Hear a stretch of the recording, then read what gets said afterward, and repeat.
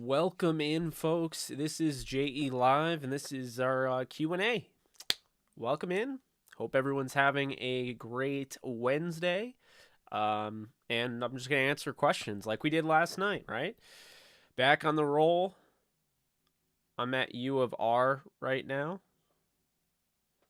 What's with the skull emoji there? How's it going, Jim? What's up, One Giant KFC Bag? Love the name. If you're not first, you're last. I hear you there. I definitely hear you there. What's up, Young and Isaac? Evan, you were the first. Congratulations on that. Welcome in. Jake always coming in clutch on Wednesdays. I always got something to listen to while I'm doing assignments in the library. Glad I could help you out there. Coming in clutch like, I don't know, Matthew Stafford, Cooper Kupp, David McCormick. All right, I won't get into everybody that's been clutch for me this year anyway, but yeah, I hear you. Welcome in. Did you see the Rams have interest in Tyron? I did. We touched on that yesterday. But yeah, I do think it is real. We'll see what ends up happening. I gave it a 45% chance of happening, and I'm going to stick with that based on what I have heard. So I mean, we'll see in that regard. Hope everyone had a great day so far. I understand there's still some of the day left, but for the most part, we're at night. That. Did happen to see episode 2 of Moon Knight, which was pretty awesome. Did happen to watch some film. I saw some pretty interesting prospects. There's a guy that, if I do another mock draft, he could definitely be on it, and Myron Cunningham, the offensive tackle out of Arkansas. I'm a big fan of his. Just keep watching the film on him, and I'm really excited about him. Jordan Rodriguez just dropped her first mock draft of the year for the Rams. I thought that was interesting. She had Cam Taylor-Britt going in the 3rd round. She had the Rams selecting Zamir White, the running back out of Georgia. So always some interesting stuff there. She had Jordan Stout going to the Rams in the 7th round. So that's that. I will just get out in front of this because I know there's going to be people that ask why I changed my name back. I liked my 85% LA Rams channel name, but what I found with that name is while it's great for Rams fans to come in here and feel welcome and everything, I mean, you feel welcome with that helmet, right? Or like the LA hat on Michael Myers, or like the Super Bowl logo in the background that they won. I'm sure you guys feel welcome, and at this point what I bring to the table as far as Rams content, but I didn't want to lure people away, because not everyone that likes my stuff is a Rams fan, and I don't want to be that guy that is basically like, kind of, you guys have probably seen before, Tom Grossi, we collaborated. He does the Pack Cast. Basically, you don't have to be a Packers fan, but it sure helps to be one. That's like his thing. I kind of want to be like that a little bit. And obviously my own way. I'm not just saying that I want to copy him. But I want to let people know that while I do cover the Rams, if you guys have any other questions of any kind during the Q&As, I'm willing to answer those. And I like talking about other things. I had a great podcast I did yesterday with Ken McCusick, who he does Ravens Film Room, and it was just a blast, talking ball back and forth, just talking about the top. Funny, he just dropped our podcast right after I said that. So yeah, go and check that out when you get a chance. We talked about the top 10 offensive tackles. We ranked ours. It was a lot of fun. I really enjoyed it. Just a lot of fun, going back and forth. I love going on different shows. I love talking about different things. Looks like I'm going to be covering the MLB a little bit this year. I don't know on this channel, but I am going to be covering the MLB a little bit on a website. I'm going to be writing about it a little bit, so you'll be seeing that.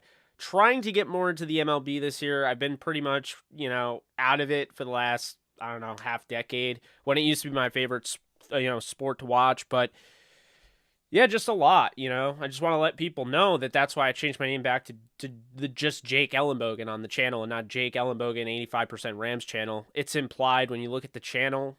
I cover the Rams. I do a lot of it. I cover them more than what I expected to do, but I just want to be open for everyone, that I will talk about whatever, so that's that.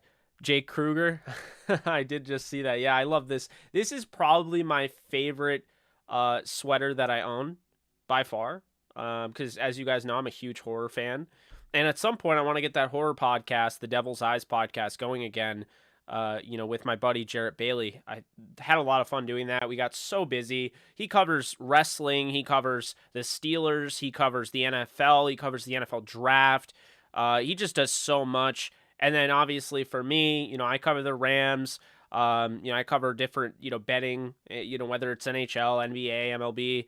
So we just kind of ran into a little bit of a pickle there where we couldn't keep it up, but we do want to bring it back at some point. Horror podcast. Hearing Debo could be traded. Yeah, I've heard that as well. I wouldn't be surprised if it's more so his agent trying to be like, all right, hey, my client could want out, if you don't pay him. See Diggs getting paid. We know Cooper Kupp's going to get paid. We saw Adams get paid. Tyreek Hill get paid. Christian Kirk is making more than my client. Debo deserves more. That's, I think, how it's going to go. So, we'll see. But do I think OBJ is going to resign? I hope so. I'm not as confident as I was before. I was told he's definitely not going anywhere, but then they got Allen Robinson, which kind of came out of the blue. Bro, we've got to be pushing the cap. How we even entertain the thought of Tyrann. Don't get me wrong, I'd love to have it, but I don't know if we can make it work. I'll just say this right now, they can make it work. If he wants to go there, they can definitely make that work. I don't think that'll be an issue at all, with that, in that regard. But let's see, Badger would help. He absolutely would. Everyone peanut butter and jealous about roster moves. Rams house. Let's see here. Nice to see you while eating. That is that's a thing, yeah. Well, nice to see you too in the comment section, Luis. Or Lewis. I'm sorry if I'm pronouncing your name wrong. Dominic, how's it going? If we don't get OBJ back, do you think we pick up another free agent receiver or make a trade? Potentially. I think you'd probably look in the NFL draft is more likely. If they don't bring back OBJ, kind of tells me that they might be open to a receiver, but who knows? What's up, Ray? Just got off work. Love to hear it. Hope you had a good day. MAJ, OBJ might wait till after the draft, might even wait till June or July. I absolutely agree. I don't think he's in any hurry to sign. I don't think the Rams are in any hurry to sign him. I think they will end up together, but I'm not as confident as I was before. Jake, you got to watch Bobby's interview on Seattle Sports Talk YouTube channel. His views of leadership are amazing. Yeah, I'll definitely check it out. I'm a big fan of Bobby Wagner. I liked him when he was in Seattle, so I love the move to go out and get a guy like that. I just think it's invaluable.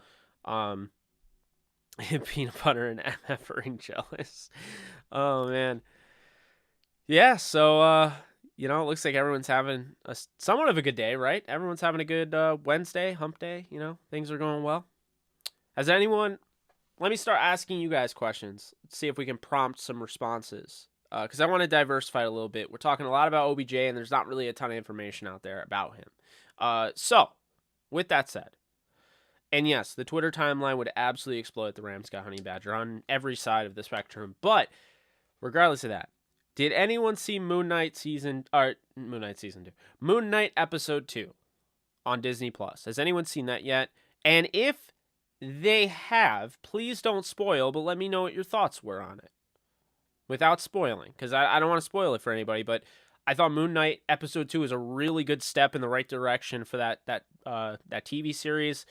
I really like how it touches on, dissociative identity disorder, because I think it's a real issue that's out there, and I love these shows and these movies that can really kind of paint a picture on what it's like. I mean, obviously you're never going to know entirely what it's like to have that type of disorder, but I do like that it kind of opens up the opportunity for us to be a little bit more sympathetic and understanding of a situation that somebody could be going through, like that. I mean, if you have DID, it's like split personality, so you could tell that people in that show don't realize what he has, and he's just trying to get by.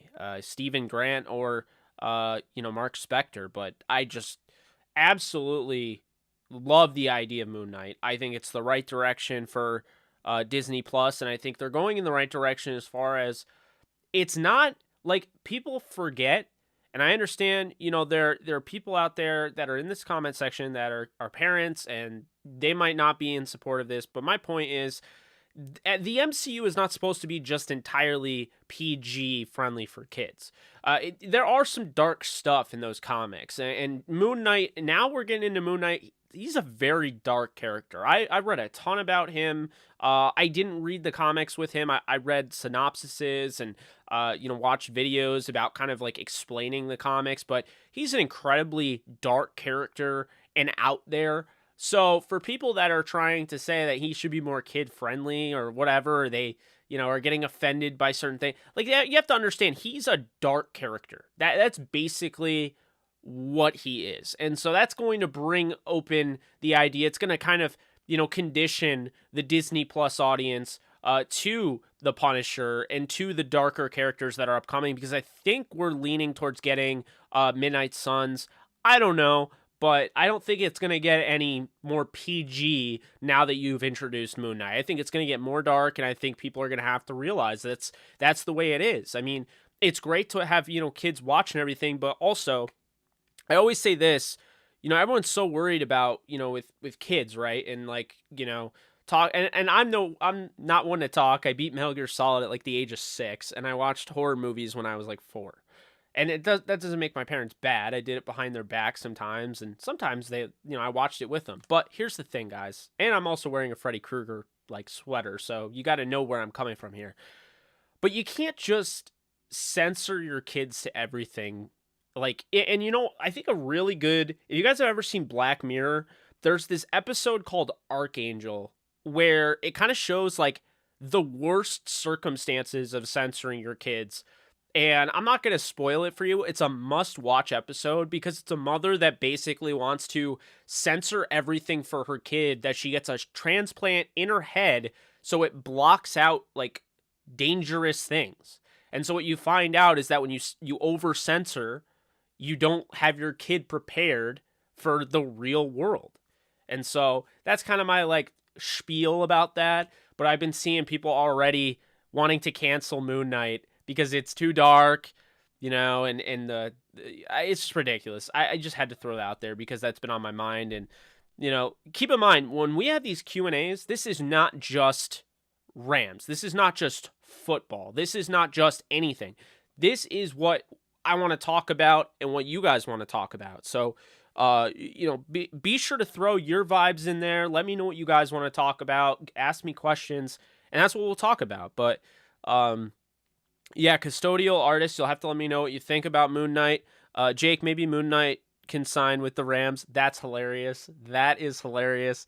Criminal Minds, my favorite show, hands down. Criminal Minds is great. Alexis, she binged the whole thing. She wanted me to check that out. I still have not gone through and rewatched it. I watched, when it was live, I watched episodes in there, but I never watched it consistently.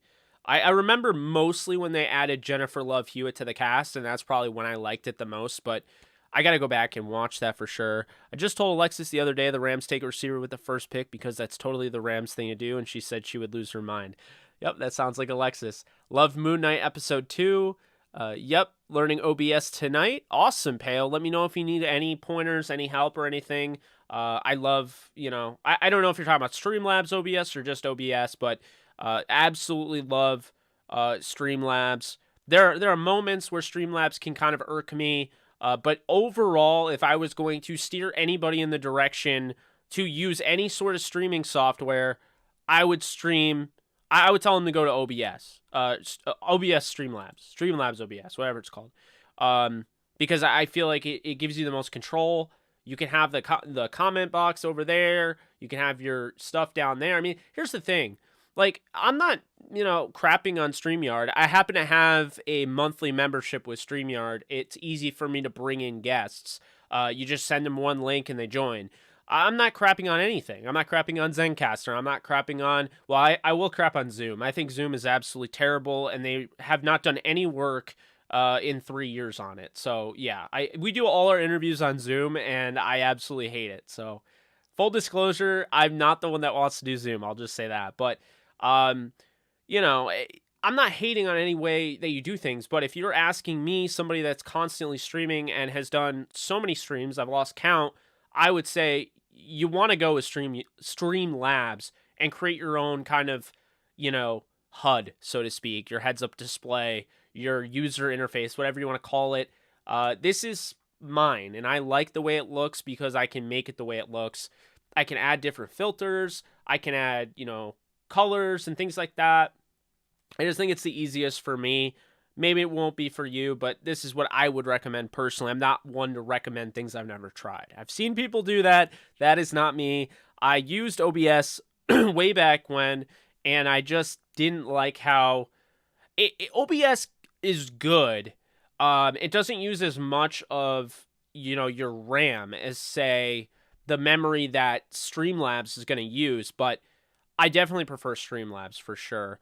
Okay, so no spoilers, but the cinematic feel is amazing. Love the way they are making the audience empathize with Steven. Absolutely.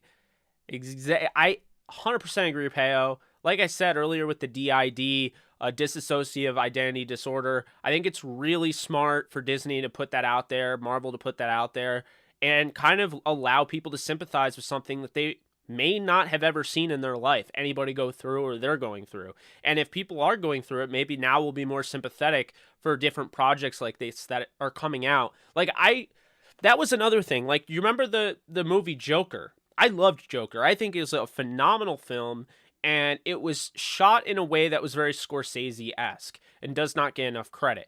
Well, here's the problem with Joker, is that instantly people looked at the bad. They looked at the fact it's dark, they look at the fact that he murders people, and they look at the fact that it's, gun violence. Well, a lot of movies are like that, but we didn't hear it. Why did we hear about Joker? They said, it was a bad representation of mental illness. I disagree. I think it showed you how, if you push a guy down that much and you really kick him down when he's already down and he's going through all this and you don't reason with him, then yeah, you're going to put somebody in a position where they feel like they've reached a breaking point. And so I'm not saying go out and, shoot people on a bus or anything like that, but I could understand what the people that made that film, what they were trying to convey with Arthur in Joker. I really feel like that was taken the wrong way, and a lot of people got offended by that, but I like these movies and shows kind of showing everybody, like, this is how it is for people, and, we learn things in all the things that we consume, and sometimes it's very propaganda-ish, but I don't feel like, basically like you're saying, the audience empathizing with Steven, I don't think that is a bad decision to create a show that's not entirely all about DID, but it does hit on what he's going through and what other people could be going through. And I think that's the right idea. And obviously this character was made before this show. This is actually a comic book thing, but I will say that, Peo, I absolutely agree. Definitely binge it. Jake the Snake takes a bite out of the NFL. Haven't seen episode 2 yet. Episode 1 was cool to me. Yeah, I thought it was cool. I was going to say Freddy vibes, but I didn't want to offend you. Oh, hell no, you didn't offend me. I wear this because of Freddy. I'm a big fan of Freddy Krueger's character. Now, I'm not a fan of what he did when he was a person, but I like the Freddy Krueger character. I like Nightmare on Elm Street for the most part. I mean, I think Dream Warriors is pretty good. I think some of them are absolutely terrible, and I ranked them. You actually can check out a video. I made a ranking of all of them, and I'll tell you right now, there are some bad. Freddy's Dead might be one of the worst films ever made, but I still love the character. I love the concept. I thought it was one of the best horror films, one of the best horror film concepts that you could have. So that's why I like Freddy. But any thoughts about Chris Garrett's time on the field next season? Yeah, I think Chris Garrett is going to be the guy that kind of comes in and takes those Obo Okoronkwo snaps. So look out for that. I think he'll have a bigger role. moving forward. We'll see if they draft anybody as high as I have them going. Like if they draft Malone in the third, maybe he doesn't get as many snaps, but I think they really like Chris Garrett. I think he's got the toolbox that they feel like, all right, you got everything there. Now let's fine tune you into what we want you to be. That I think they'll probably play the long game with Chris Garrett, I'd imagine. And then, I mean, it works out, it doesn't work out. I hope, they don't play the long game to the point where his last year going into his contract year, he kills it and then he goes away because they didn't sign him. But, that could be where they go. Jake, maybe Moon Knight can sign with the Rams. Oh, yeah, I saw that already. That was funny. Criminal Minds, my favorite show, hands down. It's a really good show. Cast is great. Love Shamar more in that. But yeah, no, I agree with you. It's a great show. Definitely recommend that one. Gotta rewatch it big time. I just finished Gotham, and Gotham is an all-timer for me. I could not believe how much I loved that show. Could not believe how good it got. The character development. There's a lot of people that had an issue with that show, and I'll never understand why.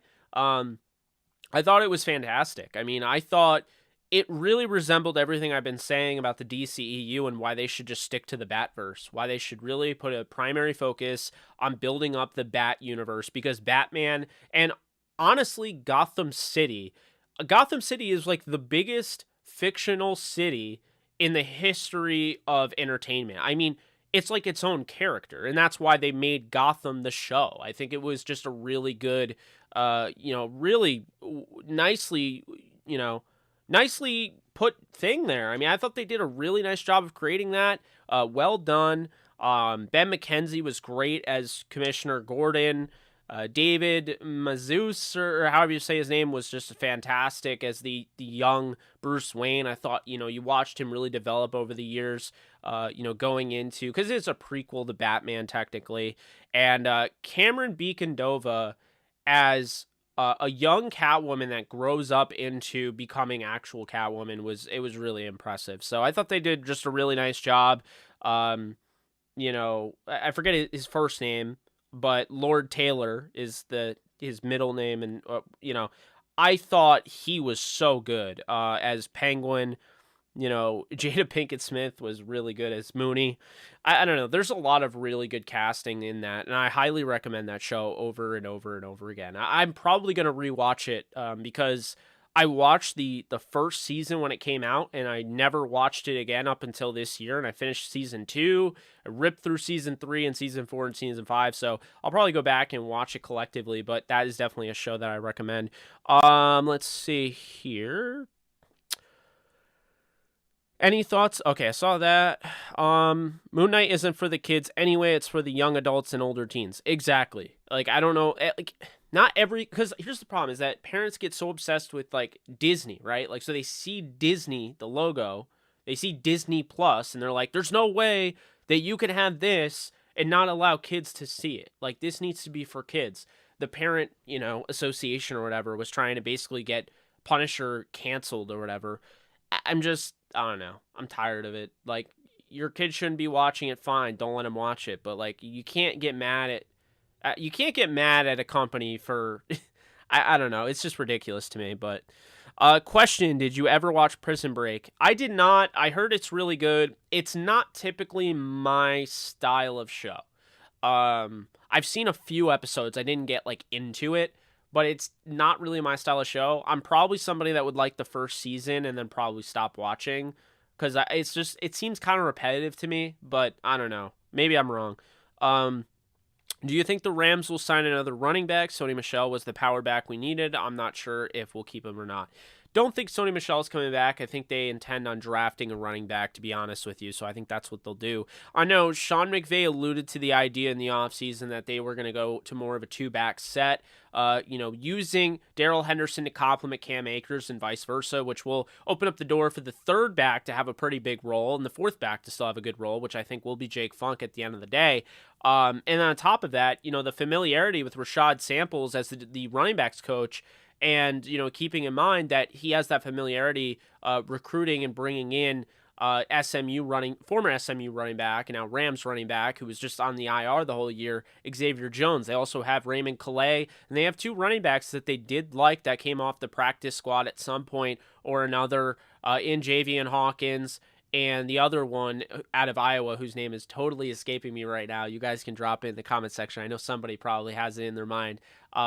It almost came to me and it did not. So, yeah, they have running backs galore. It's just a matter of finding the right ones to fit the the pieces of the puzzle. But they have the first two. Will Henderson be back? I don't know after this season, but he is a guy that they like. So keep that in mind. Let's see here. If you like any of Taika Waititi's work, y'all should check out What We Do in the Shadows on FX. Also, what up, Jake? What's up, Alex? The plan for me today, by the way, is to play some Elden Ring on my other channel, so be sure to check that out after this stream. That's why I'm starting this a little bit earlier.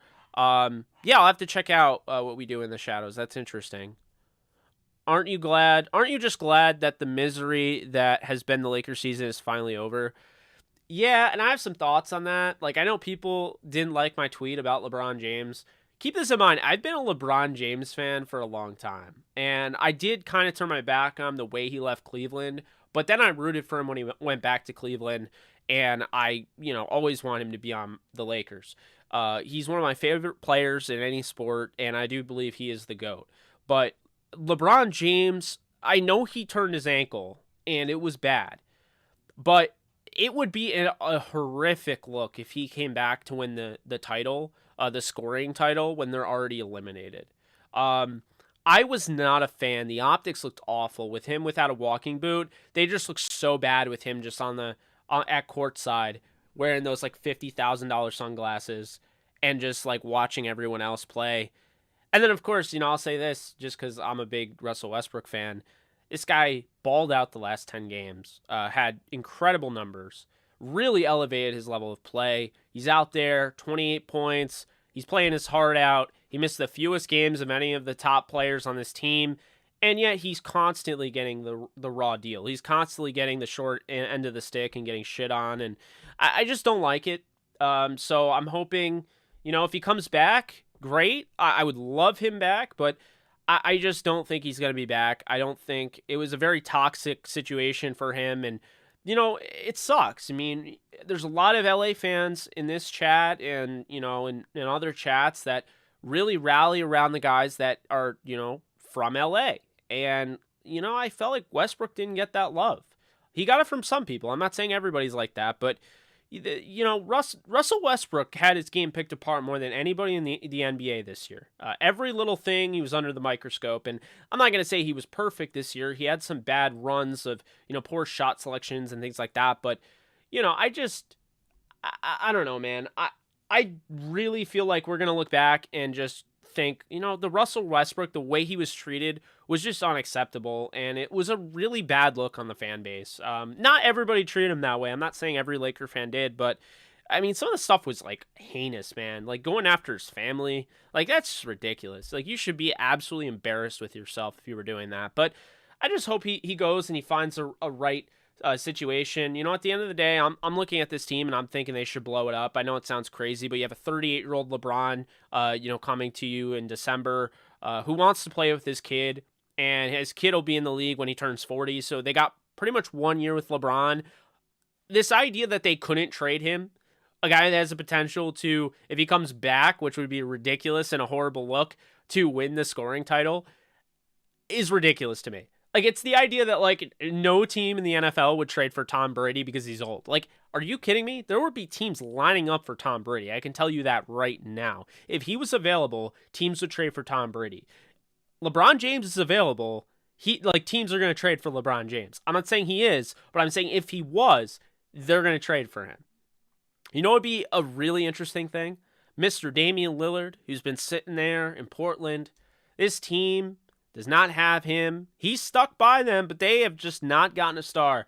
What if this whole time they're planning on making a run at LeBron James and offering, maybe even Simons and a package deal to the Lakers for LeBron? LeBron goes to Portland. He gets an opportunity to try and win his 4th championship with his 4th different team, which to me would make him by far, without question, the GOAT because he went to 4 different situations and won titles 4 different places. What if LeBron goes to Portland? Like, I would not rule that out. As long as the Lakers get Simons, I might be okay with that. It's just my thing is I love LeBron, but it doesn't make sense when you have a 38-year-old basketball player here who is the best in the league when healthy. But then you have Anthony Davis who like is made out of glass. And so it's like, I think Anthony Davis and Russell Westbrook would work well, but I would trade Davis too because Davis could still get you something. There's still horrible executives in this league that would offer everything for Davis, that would offer everything for LeBron. I'm not saying that they have to be a horrible executive to do that, but we're giving these people way too much credit, the idea that there wouldn't be a market for those guys. And regardless, if there isn't a market for those guys, then all of a sudden the Lakers have they have cap space. They have max deal slots. I wouldn't go after, a bunch of max deals, but here's what I would do. I'd consider building around Westbrook. I know he's older, but he's not as old as LeBron. And it's not that I build around Westbrook. It's that I'd keep Westbrook. I'd trade LeBron, try to get Simons with, Portland, and then trade Davis, maybe get some picks, and then bring in Bradley Beal and pitch to Bradley Beal that, look, you and Westbrook back together, I think it might make sense in LA. I think they work well together. If you look, one of the best years of Westbrook's career was with Washington. He took them to the playoffs. If Beal stays healthy and you have Westbrook, you have a guy that can shoot all over the court. You have a guy that can make all sorts of plays, can attack the basket, can finally be that ball dominant guy. The problem with LeBron is when he wanted to bring in Westbrook, he wanted to be the ball. He wanted to play off ball more. That was the deal. That's why they brought in Westbrook. LeBron basically was saying he wanted to play more off ball. He was going to be more of the off ball teammate. It did not happen. So when they bring in Russell and he doesn't change his play style at all, LeBron, in a way, didn't allow that to work. And that's just the way it was. Russell Westbrook can't take a back seat. He's a guy that has to attack.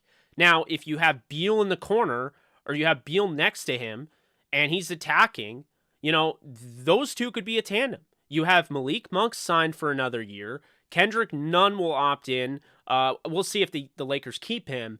But there are some guys there, and then on top of that, trading Davis could probably get you some assets. LeBron, say they get you Simons and Nurkic or something. I would take Simons and Nurkic for LeBron all day at this point for a 38-year-old LeBron. So that's kind of where I'm at right now. And maybe they could go out and get Donovan Mitchell and Quinn Snyder. Who knows? But my point here is that, just assuming that they should just run it back without Westbrook, that doesn't fix things. The problem was going after Westbrook. I don't think they really needed him. He's my favorite player. I love him, but I don't think they needed him. They overreacted, and this is literally the fall of the Lakers. You guys ready for this? You can clip this. You can post it. This is the fall of the Lakers in a nutshell. Lakers have a down year after winning the NBA title. They have a down year, and they overreact to losing to the Suns in the first round. They overreact so hard that they decide, you know what, even though we won a title last year, we're going to make drastic decisions. We're going to go out and we're going to get Westbrook, but we're going to trade away Kyle Kuzma, Montrezl Harrell, and Kentavious Caldwell-Pope, and picks to get Russell Westbrook. If LeBron plays off ball more and allows Westbrook to run the offense, maybe it's a different story, but that was not the case. But that doesn't matter, because even if it was the case, then here's the thing. You trade away a very good defensive player in Kentavious Caldwell-Pope, a very good post player, a guy that can dominate as an offensive guy, in that offense with Harrell. And then on top of that, you trade away Kuzma, who really has elevated his game, not having to play, and be a backdrop with LeBron. And so, with those guys, I think those are, key pieces, unsung heroes that you trade away. And, you really made it, you kind of blew it up. And then you didn't bring back Alex Caruso, who essentially was your hustle guy. And so you don't bring back your hustle guy, your hustle points guy or whatever. All of a sudden that's a lot of moving pieces, and that's not a guarantee in a league where, you had the Bucks winning, you had the Suns that are set for next season. You didn't take them as seriously. You overreacted. The Suns have shown they're legit, and the irony is that the Suns just eliminated the Lakers for the second time back-to-back seasons because the Lakers did that. Now, again, I really like Westbrook, okay? But that is where the Lakers went wrong. I didn't see it then. I do see it now. The Lakers overreacted. It was an unlucky season coming off a title. It's really hard to repeat. And I think that they just wanted to, go with the stars. And I know that they were trying to get DeRozan and trade for Buddy Hield. And I don't think that necessarily would have been a bad move. But LeBron stuck his nose in there and, voiced his, want for Russell Westbrook. So I gotta say, I think at the end of the day, this team, one of the most disappointing teams I've ever seen in a sport, when you have three superstars like that and you don't even make the play-in game. The Lakers were horribly crafted with Kobe, Dwight Howard, and Steve Nash, and even they didn't have the play-in game back in the day, which, by the way, I hate the play-in tournament. It's stupid. 10 teams shouldn't have a chance, but they made the 8th seed, and it wasn't a great year. It was an absolute catastrophe. It was horribly crafted, but at the end of the day, they still made the playoffs with how bad that roster was constructed. And this Lakers team did not.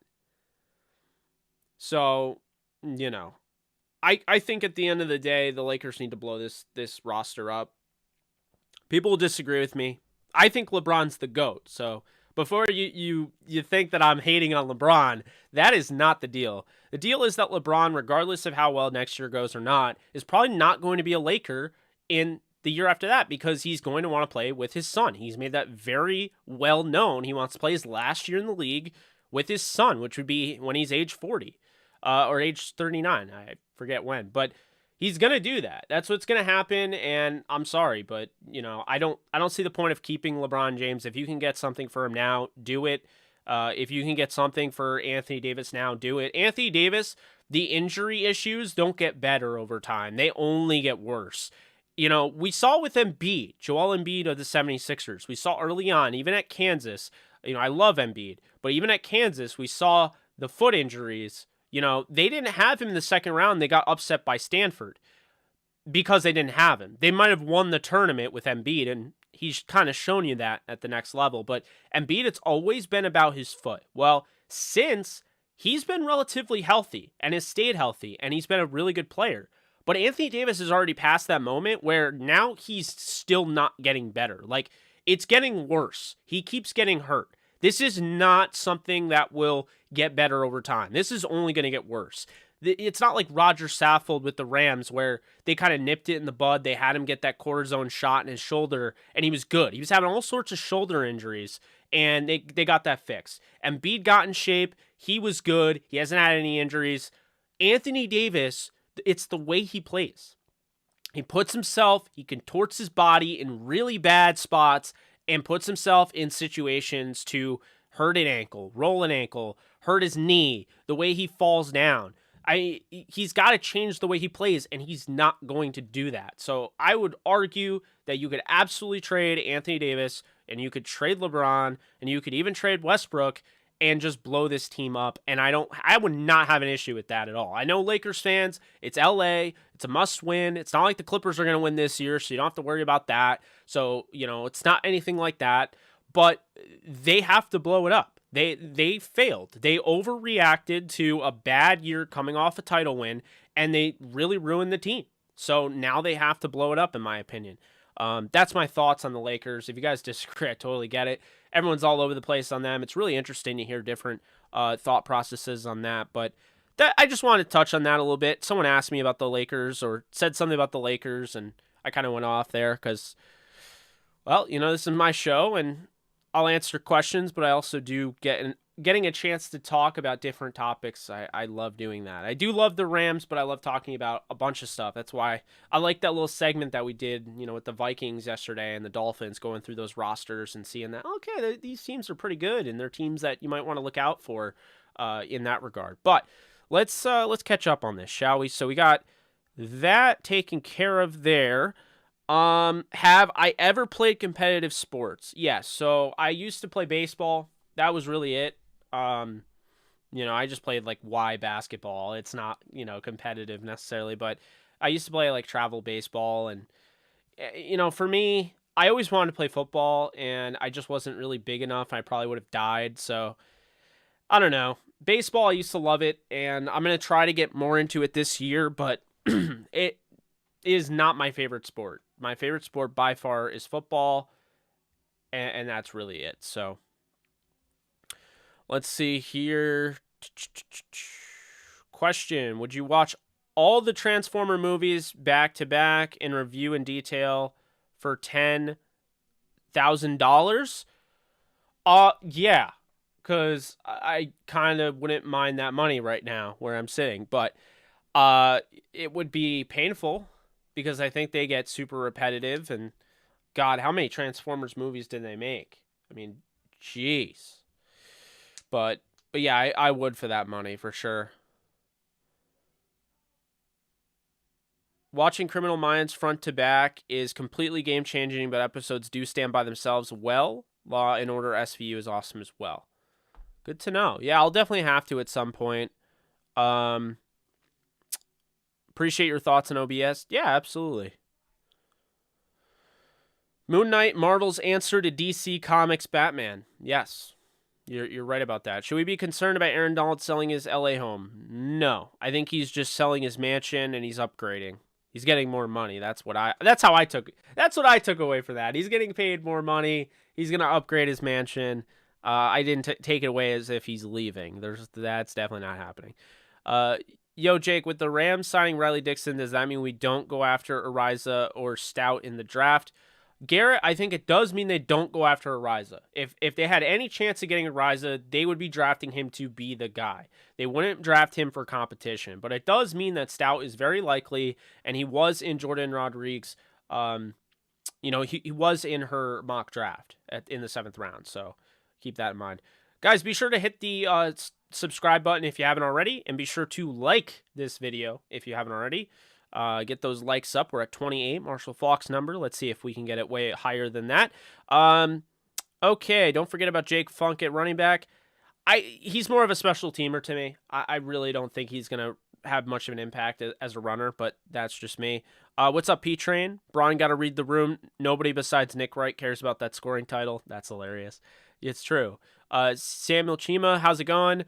Hey Jake, what's up? We need to draft an edge rusher, and it's some good ones in the draft. Yeah, I think there's some good ones in the draft. I really am looking at Malone. I know Blaine likes Pascal from Kentucky.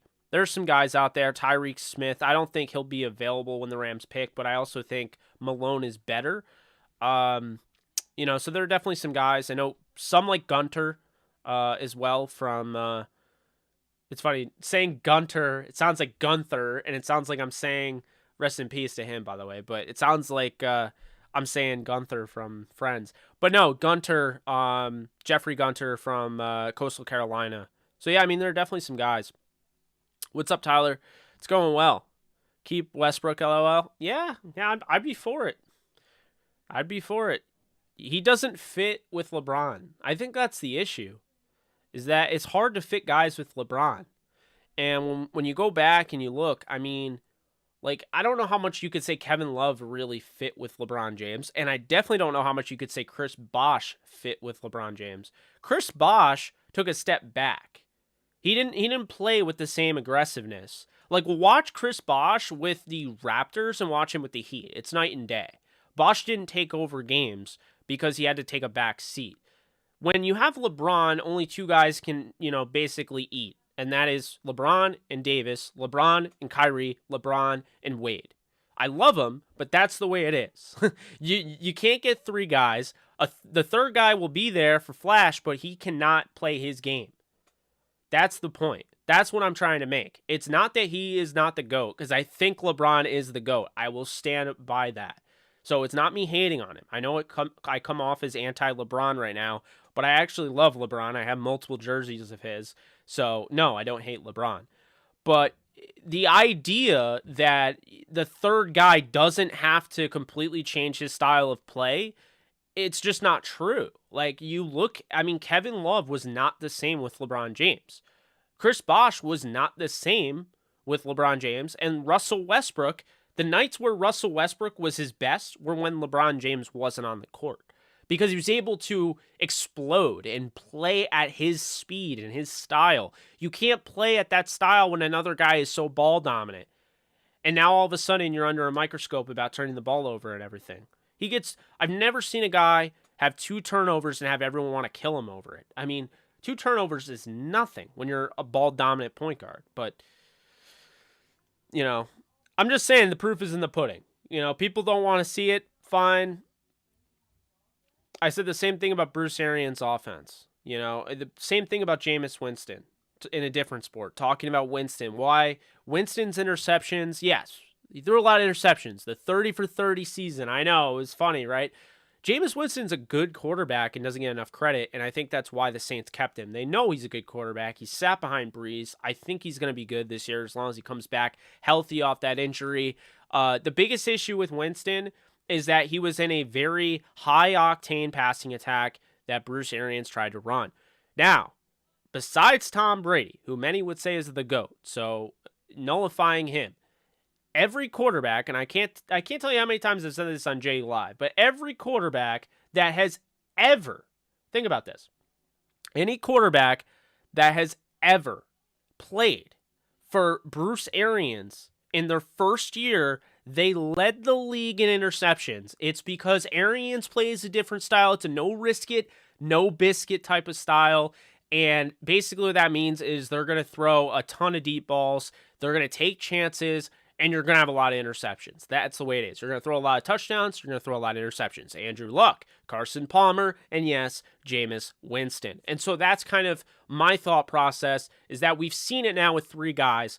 Yes, it didn't happen with Brady. Brady is an outlier there. But we saw with 3 guys, and that kind of proves my point about Arians and how much, really you can't blame Luck, you can't blame Palmer, and you can't really blame Winston because Winston never threw that many interceptions until that season with a guy that is, had 2 other guys that had done that.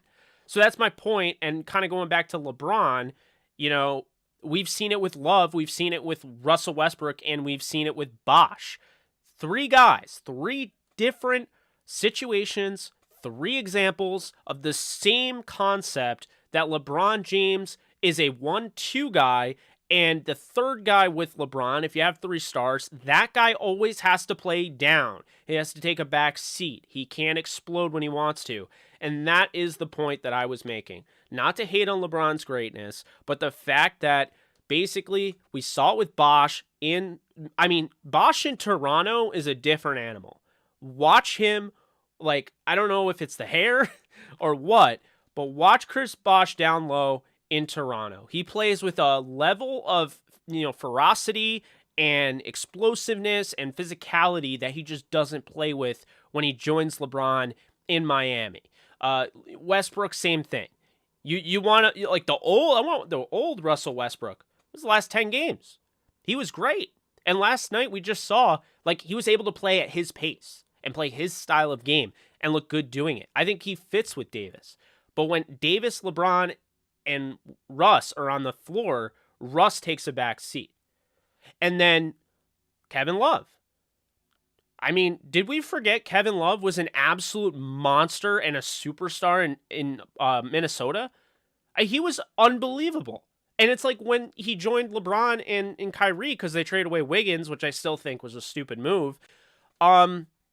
It's like right after that, everyone forgot, all of a sudden now Kevin Love never really went back to that elite status.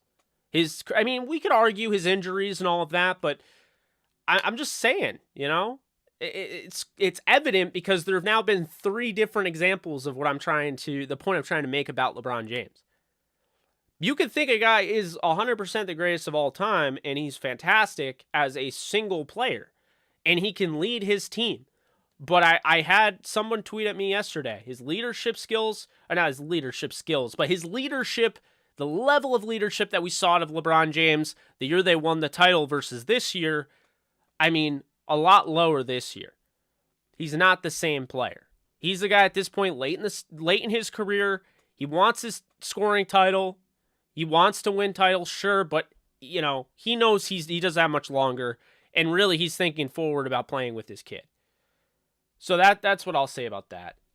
Again, love LeBron James. It's not me hating on him, but there are three different instances that would show I'm right in a sense that when there's a big three, the third guy, when it's LeBron James, always gets left out. And you could argue big threes, guys get left out, but you know what a big three played well collectively together? I'll tell you, it was the Celtics.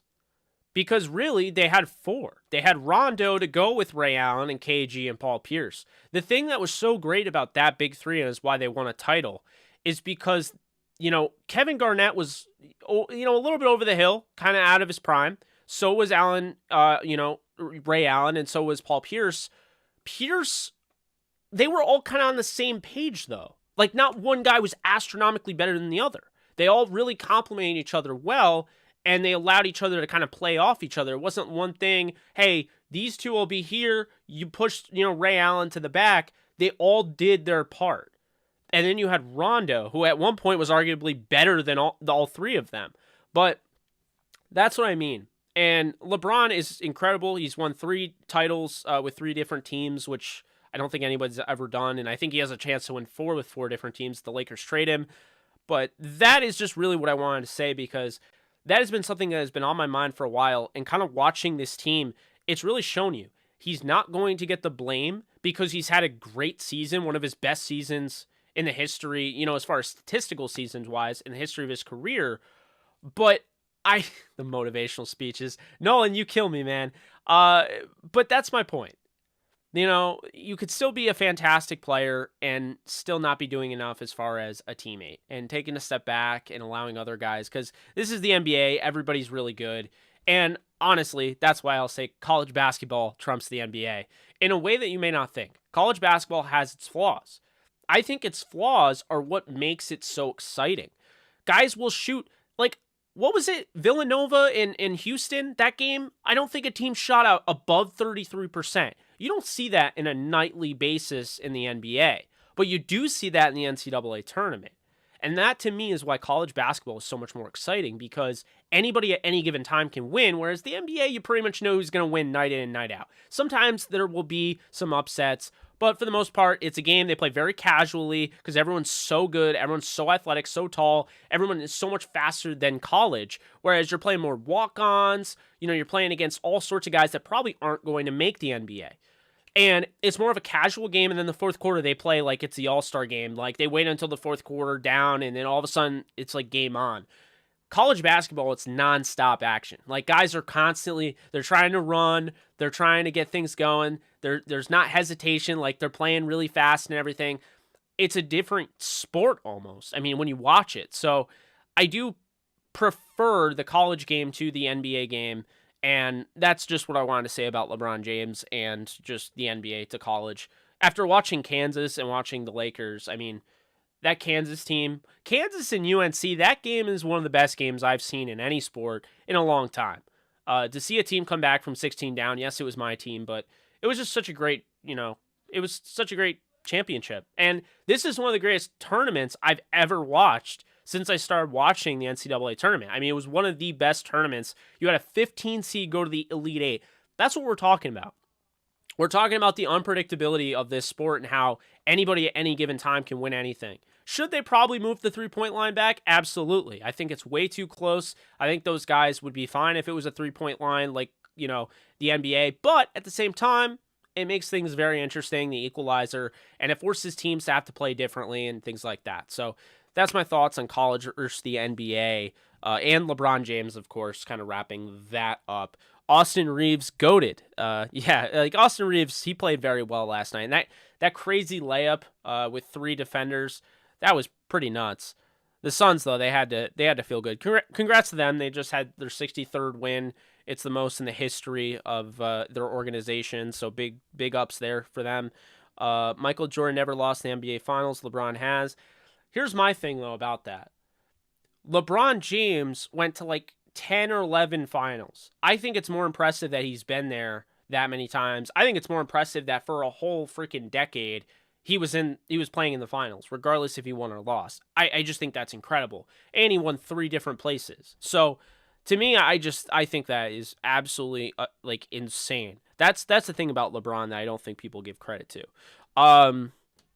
Let's see. All right, let's catch up on this. Westbrook has to go regardless what happens. I don't know about that because again, if you trade, you trade AD and you trade LeBron, I think he can stay. Even if you trade just LeBron, I think he could stay. Two Hall of Fame teammates. Kuz not good. I disagree. I think Kuzma is good. I think, once again, another guy that had to take a step back. And I think another big issue with LeBron James, and I'll say this, he had no interest in playing with Wiggins. He doesn't want to play with young guys. He wants to play with the older guys. So, what you end up seeing is you see Carmelo Anthony's on the team. You see Trevor Ariza. You see Kent Bazemore. Where did that get this team? That has to be something to be said. Malik Monk was arguably one of the most important players on this roster. It was one of the reasons that they were still in it down the stretch. It's just something that I noticed. But anyway, Rams AD is made of muscle. Lakers AD is made of glass. Pretty much. What's up, the real GOAT? Lakers need to trade Kurt Rambis. Yeah, they got to get the Rambis family out of there. It should just be Genie. Figure out a way where Phil Jackson comes back in, an executive role and work with Genie. They got to get the Rambises out of there. It's just not working out. I mean, this was basically Jim Buss, 2.0. So, yeah, it's just not working out.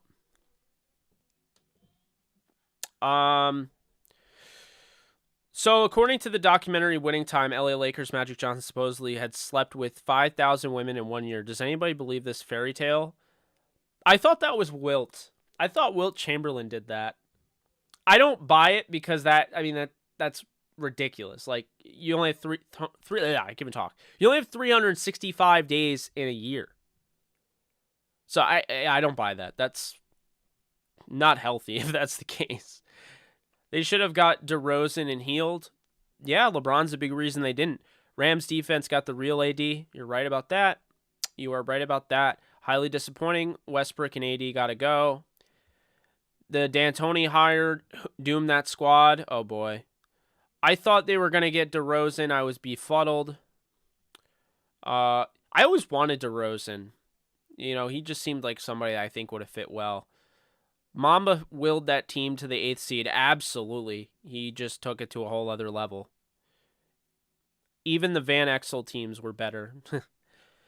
Anthony Day-to-Day Davis, that's funny. Embiid got in shape finally. MJ the GOAT. And I actually... Why does it do that?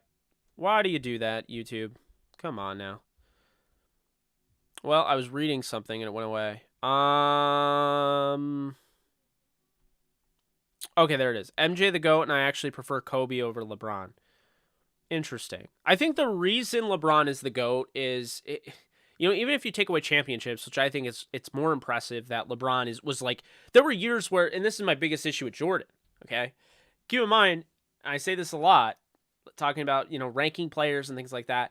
You have to discredit players. You have to be critiquey. You have to be,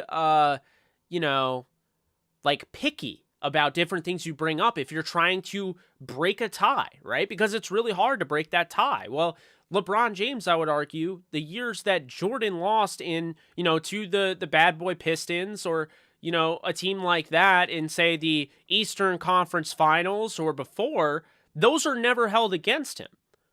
LeBron James, it's held against him that he lost in the finals. I think it's more important that LeBron James, the years that he didn't win it, at least lost in the finals. It's like historians almost give Jordan credit for not losing in the finals because he lost earlier. Or they just act like it didn't happen, which it did. Like, that's the thing that we don't talk about. I mean, how many times did Jordan lose before the NBA Finals? Like, I mean, I'm not saying it happened a lot, but I'm curious. He failed to make the finals 7 times. So how many times did...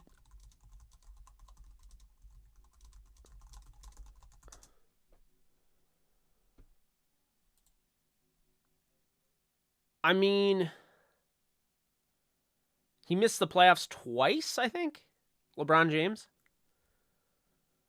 But LeBron has been in the finals so many times, it's incredible. I mean... He's had 10 finals appearances. I mean, like that's my point. That's why that never gets used. That never gets used as a way to, give LeBron credit. That's always used to credit Jordan, but I think that's kind of something that we should talk about. Jordan had 7 years where he didn't make the finals. That's, so that doesn't go against him. I mean, thank you, T1. I mean, that's my biggest argument. And I hate discrediting great players, but I mean, it's kind of like the same thing, and people hate me for saying this, but when people and I guess it's not the same, because I feel like UCLA was way more dominant as a college basketball team than the 90s Bulls. But the 90s Bulls had a great run. That doesn't mean that the Bulls now are a better organization than the Lakers or Celtics. I keep seeing that. I keep seeing that they have Jordan. Dude, I don't care. If you look, 17 championships for the Lakers and Celtics, both. The Bulls, they have what, 6, 7? I think 6. How is that even an argument? With UCLA, they have the most championships in college basketball, but they're not the most winningest program. And I think the thing that you argue with UCLA is the 7 straight titles is incredible, and they have 11 all time, which is basically as much as Kansas and UNC put together. I think Kansas and UNC put together has 1 or 2 more. And it's no knock against UCLA, but this idea that UCLA is the greatest basketball program ever by far doesn't really compute, because it was a really good run in the 70s.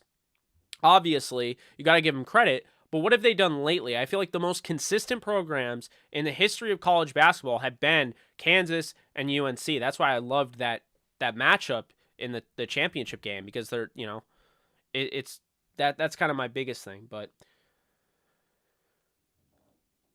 yeah, I mean, he didn't make the playing game, so now that negates, though, the years Jordan didn't make the finals when, I don't know. That's my point. We don't critique Jordan the way we don't critique Jordan the way we critique LeBron. So,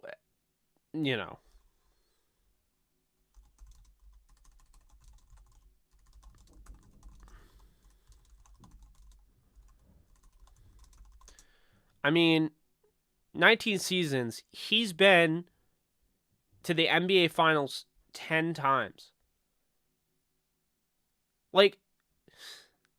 That's more than half.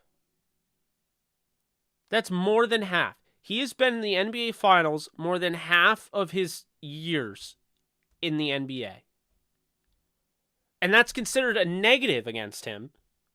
It blows my mind. It really does. But like I said, we won't give Jordan the negativity, with the missing the NBA Finals, all those years of the bad boy Pistons. We're not going to do that, but LeBron James, oh, you bet we will do that.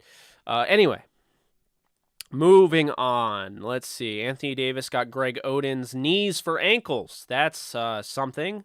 Bring back GM Jerry West. I think they would kill for that. I don't know if he'll ever go back. Anthony Davis went from being a top 5 player to a top 5 big, arguably. What happened to Chris Garrett? Do you think the Rams will use him this year? I do. I think Chris Garrett's going to take Ogbonnaya Okoronkwo's snaps. Trade Russell Westbrook for Buddy Hield and Miles Turner. I don't know. I don't know if they would accept that. 80 is the Garoppolo of the NBA, very fragile. Hold on a second here.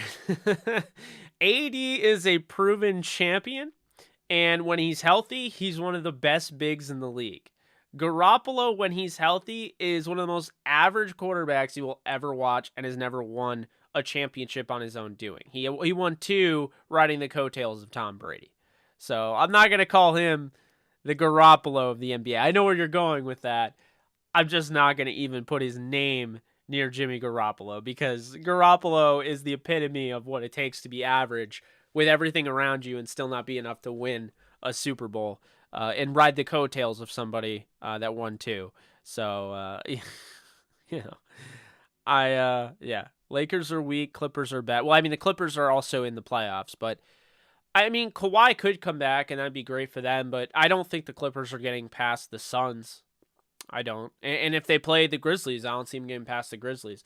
I think the Grizzlies are going to win the NBA Finals. I believe that this team is going to win the NBA Finals. You know why? Because they don't have star after star after star. As a matter of fact, they only have one superstar, really, if you think about it, and that is Ja Morant. They got some great players that they're building around him. Jaren Jackson, Desmond Bane, Dylan Brooks. You know, they have DeAnthony Melton from USC. They have guys that you like, right? But here's what it comes down to. The Grizzlies play with this sense of, confidence, and there's fluidity to their game. It's the reason why they didn't completely fall off when Ja Morant went down. Because they are a confident team, and they believe they can beat anybody any given night, no matter the circumstance. And, when I look at them in a 7-game series, I'm going to take the Grizzlies. Right now, I'm pretty sure that they would be lined up to play, maybe the Pelicans? I mean, depending on how the play-in tournament works out, they're going to beat whoever they play in the first round pretty easily, I think. I think Steven Adams has been huge on the boards for them. I don't know, man. They've never won a title before. I think this will be the first year they won the championship. And I'm all for it, to be real with you. I really am. I'm all for the Grizzlies winning the title. And if the Grizzlies win, I'll make a lot of money, so it'll be like, the Lakers winning for me. It would be awesome. They got Ja Morant, Desmond Bane, Dylan Brooks, Jaren Jackson Jr., they got Steven Adams, DeAnthony Melton, Tyus Jones. Zaire Williams actually has had some huge moments this season. Kyle Anderson is kind of your, do-it-all glue guy. Brandon Clark, they really like him. He's taken a little bit of a back seat, but he's still a really good player. This is a team that is going to, I think, surprise a lot of people if you don't get on their train now. They're 55-24. They're going to win their division. They're going to be the second seed. And they got a team that doesn't have superstar after superstar. They don't have a big three, but they're homegrown. They're a team to root for. Literally everyone that is there has been drafted there, except for maybe, you could argue Tyus Jones obviously hasn't, and Steven Adams. But for the most part, it's a pretty homegrown, team that is easy to root for, in my opinion. The Memphis Grizzlies I'm talking about. So that's what I'll say there. But let's see. Aaron is upgrading. I'll take a crappy Laker team over the Clippers any day. I will too. Do we go after another pass rusher signing? I don't think so. I think they're more likely to draft a lower edge defender than they are to draft or to sign anybody. I think that they're not going to sign a pass rusher. K-Love and Bosch were stunted. Absolutely. What are your thoughts on Brandon Powell at wide receiver? I'd be for it, but I don't think that the Rams will need him at that point because I think the Rams will have plenty around at receiver. I don't think they'll play him in that position. Bronny James is not an NBA player. If his name was Bronny James, no one would know anything about him. Yeah, I haven't really watched him that much. I've seen some of his tape and stuff, but I think he's a solid player. He's not, Andrew Wiggins coming out of high school. He's not Kobe Bryant. He's not Tracy McGrady. He's not anybody like that. Zion Williamson. He could be a good player, though, and I think it would be interesting to watch him play with LeBron. I think I'd like to see that, even if it's not with the Lakers. I mean, at this point, I'll be honest with you, I'm totally, I'm on the side that the Lakers should just trade everybody. I'm totally fine with them blowing up the team. I have no issue with that. Do you think Mace Windu will be brought back in the Star Wars universe? Mike, I hope so. First off, Samuel L. Jackson played Mace Windu so well. I just love that character.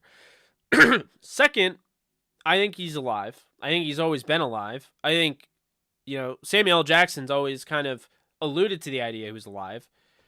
And we've seen, Jedis and all sorts of characters in Star Wars get... I mean, the dude literally survived the Sarlacc pit, Boba Fett. So, I mean, that kind of just makes everything possible at that point. So... The only one that is absolutely dead, I think anyway, is Han Solo. Because he gets stabbed and then basically tossed off of that, that bridge there and fell really far and isn't a Jedi. So yeah, I don't like the odds of him being alive, so to speak. We'll just say that. I'm at Crossgates Marlboro. Next time Rams play in New York, we should go to a game. We should meet up. I didn't know you lived in upstate New York. That's insane. This whole time. And I've said that so many times and you haven't said anything. So that's pretty cool, Substance. Baseball is back. Another MVP year for Ohtani. Yeah, he's incredible, right? My God. I hope they're better. I hope the Angels are better. I'm not necessarily an Angels fan, but I do like them, and I hope they're better this year, and I hope they compete, and I hope they make the playoffs. Do you think we have a chance to beat the Buffalo Bills in the regular season? P-Train asks. Absolutely. I think those are the two best teams, the Rams and Bills. It'll be a Super Bowl matchup. I think that'll come down to the wire. Could even see the Bills winning in the regular season, the Rams winning in the Super Bowl, but we'll see. I definitely think they could beat them, though. I definitely think that's a possibility.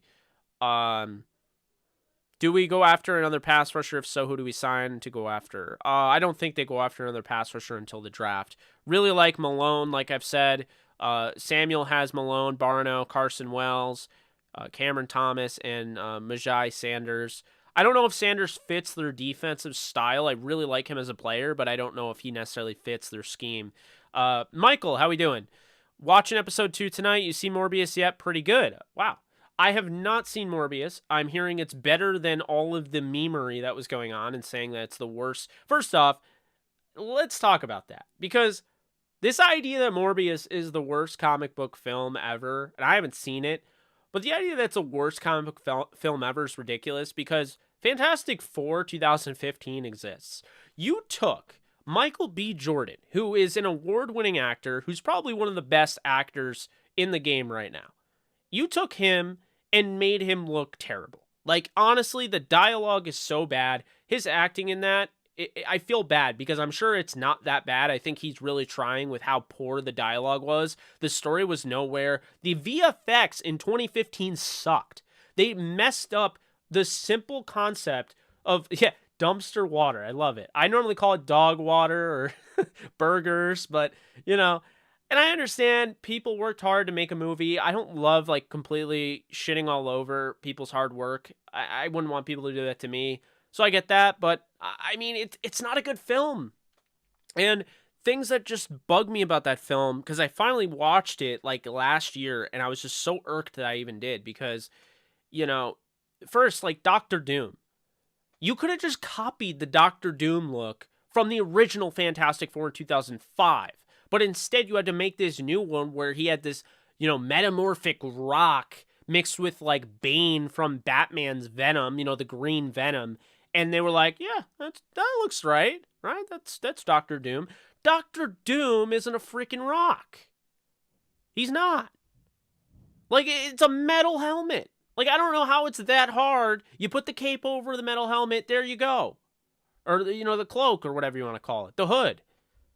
How is it that hard? But anyway, no, Morbius, there's no way in hell that it's the worst comic book film when Fantastic Four 2015 is up there. And there's some other bad ones. Catwoman. I mean, I talked about this on Twitter, but I'll bring it up anyway in case anyone didn't see. Catwoman with Halle Berry, she tried so hard to make that film somewhat watchable, and she's the only reason I was able to get through that film. And you guys know me, I'm not really a film critic. I tend to like a lot of movies people hate. So, it's bad if Mr. Positivity is saying it's bad. And Catwoman, I mean, has nothing to do with Gotham, really. Nothing to do with Batman. Nothing to do with anything. Joker, Penguin, or anything.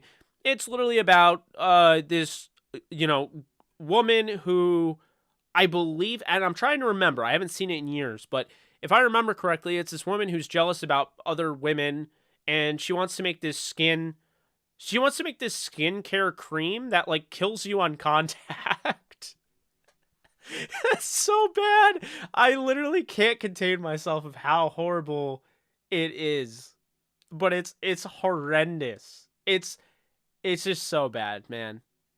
I'm sorry. Again, I don't like crapping on people's work, but Who made this? How do you take Catwoman and you're like, yeah, poisonous skin cream? Yeah, I was like, are you kidding me? Halle Berry's sitting there trying to, it's like, reading the script. What the hell is this shit? Like, and it's like you're sitting there and you're like, I'm trying to watch this and take it seriously, but you're like, oh, killer skin cream. Like, it's almost as dumb as that one. Oh, no, I think it's dumber. But that one episode of Gotham, and I'll say this, stick with Gotham because early on, season 1, there's some great parts, and then there's some parts with the Balloon Man, which I just laugh. The effects look so bad, and it's just hilarious. But the show is amazing. It's an all-timer. That one episode with the Balloon Man was just ridiculous, and it was so, like, it was hilarious. But yeah, the poisonous skin cream, I can't. I just can't. So, Honey Badger said no to the Saints. Did he really? Where do you see that?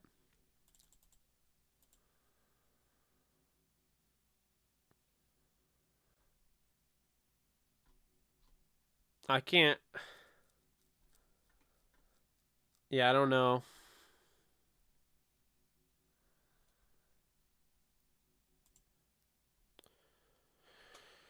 Yeah, so what were we talking about? Oh yeah, Michael, you saw Morbius, and so yeah, Catwoman, awful comic book movie. There's no way that Morbius is worse than that. There's no way it's worse than Fantastic Four 2015. What's another bad one? Oh my god, Batman and Robin. Oh, I have a headache thinking about it. Batman and Robin is officially the worst comic book movie. That is the worst. Like, I mean, George. I don't even like George Clooney anymore because he just totally soiled the character of Batman. It's so bad. Like, go back and watch. Like, Robin has a point in the show or in the movie where he has like these fake lips on when he kisses Poison Ivy, and he said, these fake lips can't touch your charm." I'm like the dialogue is terrible. The Batman credit card, the Batman, the nipples on the freaking suit, it's just awful. Yeah, the oh god, Bat card. Oh man, headaches, man. I thought Jim Carrey was a good Riddler. They wasted a really good Riddler in a stupid film that is just oh so bad. I mean, there are other ones that are bad, like the original Spider-Man, the live action from the 70s was pretty bad. I heard Supergirl from like the 70s is horrendous. There are bad ones. I'm not saying that there aren't, but like Mr. Freeze's cheesy lines. You're right. It's so bad. It's so bad. I mean, let's be honest here, okay? If you saw Gotham, that is literally how Mr. Freeze is supposed to be conveyed. He's not supposed to be a guy that's doing one-liners like he thinks he's the freaking leprechaun, okay? No. By the way, the leprechaun, all the one-liners in the leprechaun suck. Like I wanted to punt the leprechaun so hard across the room, but that's not the point. The point is, if you watch Gotham, you watch the guy that they cast as Mr. Freeze, and you watch Mr. Freeze interact. That is how Mr. Freeze is supposed to be. He's not this hoo character. He's not funny. Like, he just lost his wife, like, who was really sick, and he froze her, and she died. Okay, so, like, he's not happy. He's not laughing. He's pissed. He hates the world. That's not how it's supposed to be, and it's just, it's ridiculous. So, I don't think DC is better than Marvel. I think the Batverse makes a run at Marvel, but I think when you combine everything in DC, I don't think it's better than Marvel. Thank you, Derek. I appreciate that. I'm glad that you guys like this. I know there's some people that don't, and they're leaving because I'm talking about DC and movies and stuff and laughing, but when the Q&As come, I'm talking about whatever, man. It's not just Rams, so keep that in mind. I have no problem talking about the Rams, but I want to be very open when I say I can talk about anything. Like, I feel like it would be doing and I'm trying to say this in a way that doesn't make me sound like a total giant head egomaniac clown, but I have more talents than just covering the Rams, if that makes sense. And I don't want to like just limit myself to one topic because I can talk about other topics. I know other people talk about other topics. So, Jake, what killed the dinosaurs? Please answer. LOL. Well, thank you for donating, Alex. What killed the dinosaurs? I mean, I always assumed it was the meteors that came, the meteor shower that washed them all, or wiped them all out. But I don't know. You probably got some, creative thing that you're probably gonna drop. But let's see. Bosch was 20-10 on the Raptors. Yes, he was. They wanted K Love to rebound, spot up, shoot in Cleveland. Yep. LeBron is soft, plays 2 decades. MJ and Kobe, killer instincts on another level. I wouldn't say LeBron is soft, but I know what you mean. I know you don't like LeBron. I know you don't like his, political stuff and whatnot. And I'm not really going to comment on LeBron's political stuff because here's my thing. When I'm talking about like my favorite athletes or my favorite, movie people or whatever, I don't care what they like. I don't care who they've voted for. You know what I mean? Like, I just don't. Like, I mean, I have more libertarian views. So, did I vote for Joe Biden? I think a lot of people know I didn't. But that doesn't mean I don't like the Foo Fighters who had, they played at Joe Biden's, one of his rallies, right? It's not like I stopped listening to the Foo Fighters or anything like that. Just kind of like, whatever. You do you like who you like type deal, and that's kind of the thing for me, as long as you don't shove it down my face, we're good.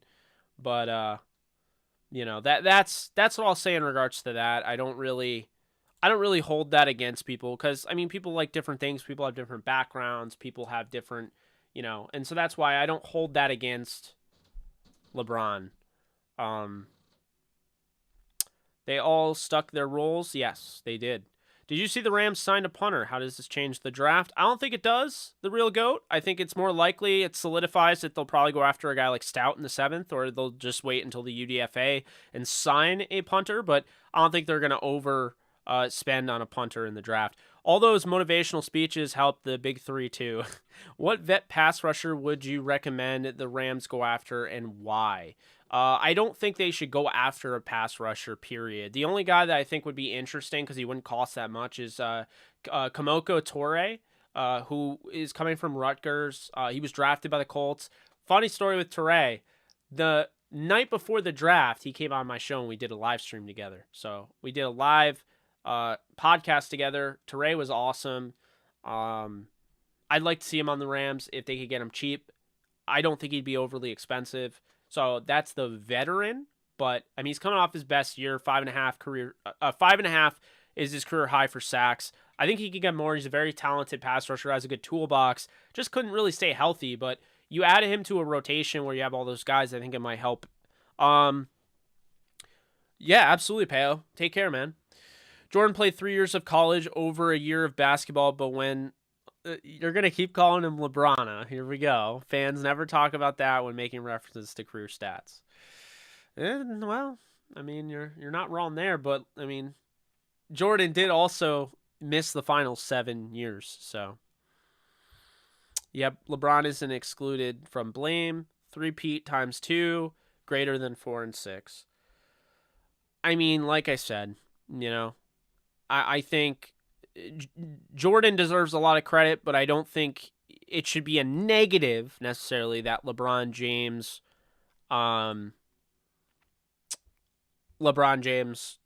to 10 different finals and won with 3 different teams. Appreciate all of the donations. Zakwa is asking me, who is your rookie of the year? I'm assuming for the NBA, and I appreciate you donating. So this is an interesting one, right? I think there's a lot of people that would say Cade Cunningham, and I wouldn't necessarily be against that. I think you could argue Josh Giddey is up there. You could argue Franz Wagner is there, and Evan Mobley especially. I'm going to say it's Scotty Barnes because when, they went down with injuries, Scotty Barnes stepped up. Now, guys got healthy, but I think Barnes has been, in my opinion, I think he's been the best player this year. So Scotty Barnes, to me, I'd probably give him the Rookie of the Year. Cade Cunningham, probably second for me. But that's pretty much where I'm leaning.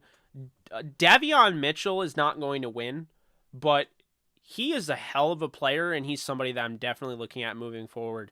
Just get him off the Kings. I'm sorry for any Kings fans in here. They don't know how to develop anybody. I don't have to tell you that. So I'm hoping, Davion Mitchell goes somewhere else, but, he'll probably be stuck on that team. That's probably the way it'll be. But, no, I'd probably say at this point, Zayquo, to answer your question, which I do appreciate your donation for, Scotty Barnes would be my my choice for Rookie of the Year. I just think, the way he's played, he's been so steady all year. He's, good on the defensive end. He's, this physicality, and I think he's really improved his offensive game. Just his ability to guard all over. I really like him. And, I wouldn't mind if Cade wins it. I wouldn't mind if Mobley wins it. Mobley's going to be playing in the playoffs. Barnes is going to be playing in the playoffs. Cade is a guy that, he got hurt, but then after the All-Star break, he just has been incredible. We're talking 21 points per game, I think over 5 rebounds and like 6 assists. He's been incredible since the All-Star break. And if he is your guy, he was the number 1 overall pick. If he is your guy to win Rookie of the Year, I definitely wouldn't argue against it. But me personally, I'm going to go with Scotty Barnes, who's been consistent all year, who's gotten a lot better on the offensive end. And when you look at his defensive, prowess, this guy can defend any position, really. He's so good. And Toronto is very happy they have him. Let me just tell you that right now. But that's a great question. Tony, thank you so much for donating. Appreciate you. Sorry I missed those donations, guys. I want to make sure that I picked up on them. I know I missed them in real time because I'm going through this. It just takes so long to get through all these. The Wilt legend is 5,000 in his life. Oh, wow. And Magic tied that in a year? I don't buy it. What do you think okay, I saw that. Oh, no, I didn't. Okay, Rams question. What do you think of the punter they signed? Eric Toby asks. Why are the Rams not prioritizing special teams? The Rams are prioritizing special teams to a degree for them signing a punter, but I don't think he's going to be the starter. I think, necessarily. I think he'll be the starter moving into the draft, and I think they'll get a guy like Stout. They'll have them compete. Stout will end up winning the job, and, that'll be that. But,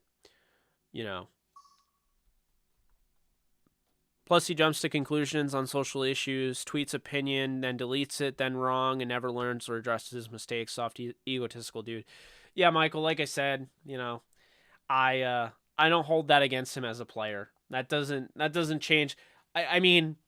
Let's be honest here. If we're talking anybody who, if we're gonna use that, okay, if we're gonna talk about a guy off the court, Jordan was not the greatest dude off the court. As a matter of fact, people say he didn't do enough for, people say he didn't do enough for the black community.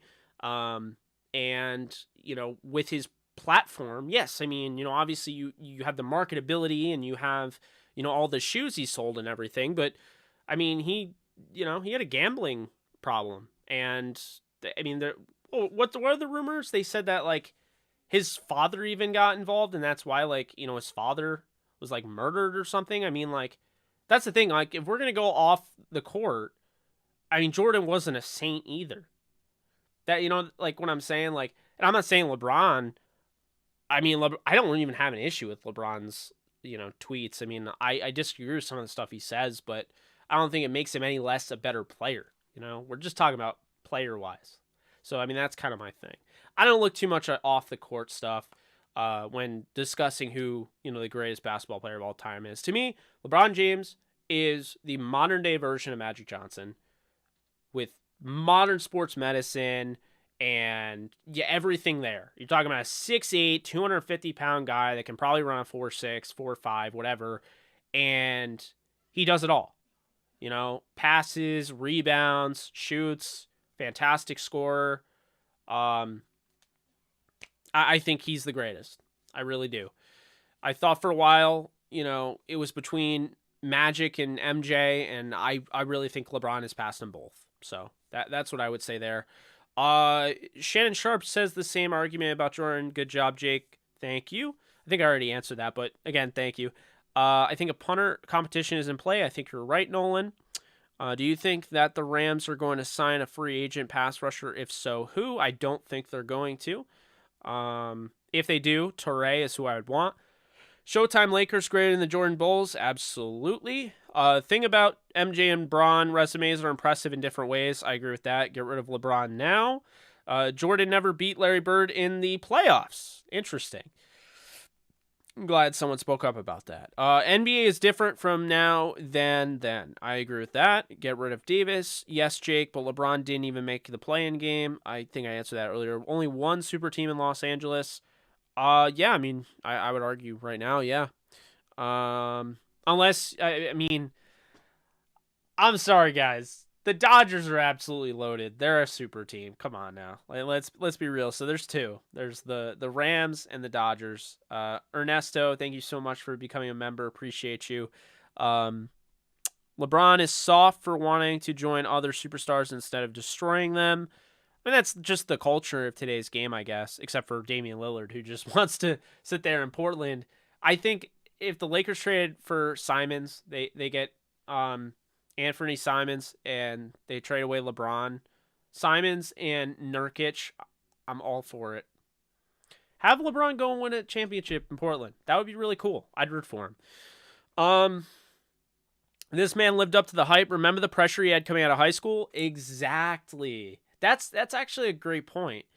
You know, that is a fantastic point, is that Jordan had pressure, sure, because, you know, he played at UNC and, you know, obviously he was really good and, you know, got drafted really high and all of that. But, like, LeBron had unprecedented pressure. I don't think anybody has ever been lauded that early on. Like, LeBron was Tiger Woods for the NBA. Like, he was the Tiger Woods. Like, when Tiger Woods was a kid, everyone was, like, just automatically saying he is going to be better than Nicholas, right? Or at least be as good. Like, they were already, you know, prepping him up. LeBron is playing at, you know, Catholic, or I forget whatever the high school he was playing at. And, like, it's a nationally televised game. Like, his high school games were nationally televised. He had more pressure to succeed than anybody. And he did.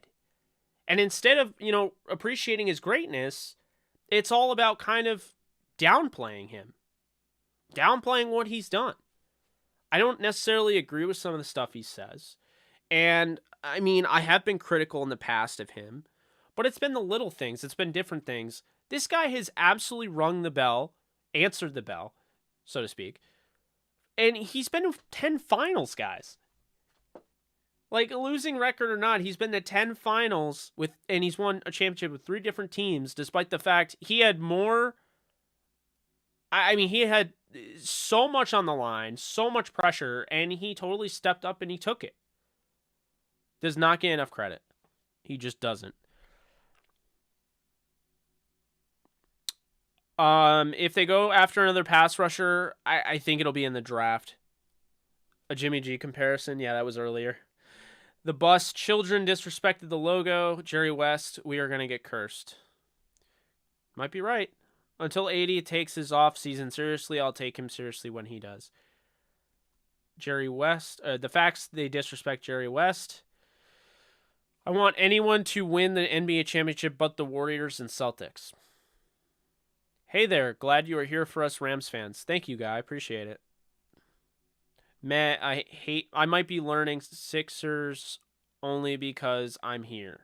Leaning Sixers, okay. Do you think we will re-sign OBJ? By the way, I do think the 76ers are going to be representing the East in the finals. I think they're going to play the Grizzlies. I think it's going to be your NBA finals. You heard it here first. If I'm wrong, I'm wrong. But I think that's going to be the NBA finals. The Grizzlies are going to beat the 76ers in the NBA Finals. It's going to be a different year. And if I'm wrong, then it's going to be because the Suns were actually that good and they knocked off the Grizzlies. But I think the Grizzlies can beat the Suns. I'll say this, whoever wins that 1-2 matchup between the Grizzlies and the Suns is winning it all. Boom. Done. Whoever wins that game is winning the NBA Finals. Simply put. Okay. Stan the Rams fan, how you doing, man? Rams and Dodgers winning it all. Jake Dohan on the Clippers. LeBron already said that the Clippers are a better team. They are a better team. They're in the playoffs. How's it going? Rings for the Rams. Fantastic Four will still dumpster fire or dumpster water. Yeah, absolutely. Josh Trank fumbled the bag. Oh, still enjoying the Super Bowl victory. So we play the NFC South, AFC West, Green Bay, Dallas, and Buffalo. About to be the team that wins back-to-back rings since the early 2000s cheating Patriots. That's kind of where I think, too. I'm going to pass on Morbius. I'm going to check it out, but I'm going to wait until it actually comes out. Like, I'm not going to go to theaters and probably see it. I don't think. Catwoman is awful in every way. I love that. Green Lantern was horrendous. All right. It's my guilty pleasure. I don't watch it in my free time, but I actually liked Green Lantern. Okay? I realized it had its issues, but I actually liked it. And I was probably the only one, like my father and I, were probably the only ones that were pumped to see Sinestro when he had the yellow lantern, the yellow ring. I was like hyped with that like post-credit scene, and they never built off that because the movie got like the worst box office, stuff. So yeah, it wasn't good. Yeah, it was some poisonous cream. Yeah, you're right. Honey Badger to the Rams. I mean, we'll see. I don't have anything on that right now.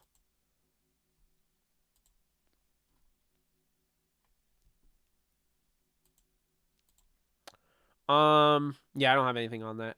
The Honey Badger said no to New Orleans. Still haven't seen that, so you'll have to let me know where you saw that. Morbius was good. Hate me for it, but the fact that Batman vs Superman acting is as bad as it was is the worst. Is a worse sin than Fantastic Four being a worse movie overall. Interesting. I actually like that movie, but I hear you. There's a lot of action. I think that's why. The New Mutants I have not seen. I do need to see that. Or I don't need to see that. I guess it depends. Spider-Man 3 is not as bad as any of those. Because Spider-Man 3 is at least entertaining. It has its issues. It's disjointed.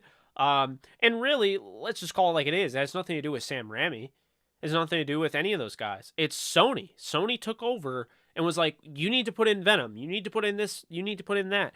And, they're forced to put in all these guys because of this studio that there wasn't enough time to develop them character-wise, so they rushed it. Morbius is actually pretty good. Keep seeing that. Batman and Robin, terrible. Elektra and Daredevil from the mid-2000s. Yeah, that was pretty bad. Spawn versus Deadpool. I think Spawn wins. Well, no, Deadpool regenerates, right? So I guess Deadpool can't die. Wow, voice crack there. Yeah, you hear that? It's pretty bad. That never happens, but when it happens, they're bad. He pulled out Bat debit card. Yeah, that was awful. Joel Schumacher's the GOAT. Mr. Freeze cheesy lines. Joel Schumacher is a sicko. It was too comical for me. It was really bad. Things that kill me about Batman vs Superman. Batman was that not only killed but nonchalantly used his guns. Yeah, that's true. They absolutely murdered Doomsday's origin. And look, and 3, Martha. Oh yeah, Martha was bad. Every Supergirl property is bad, pretty much. Rumors on Honey Badger not confirmed. I am hearing there may still be a chance. I hope not. Interesting. Jake, love your content. Keep it going. Thank you. I would not say DC is way better than Marvel.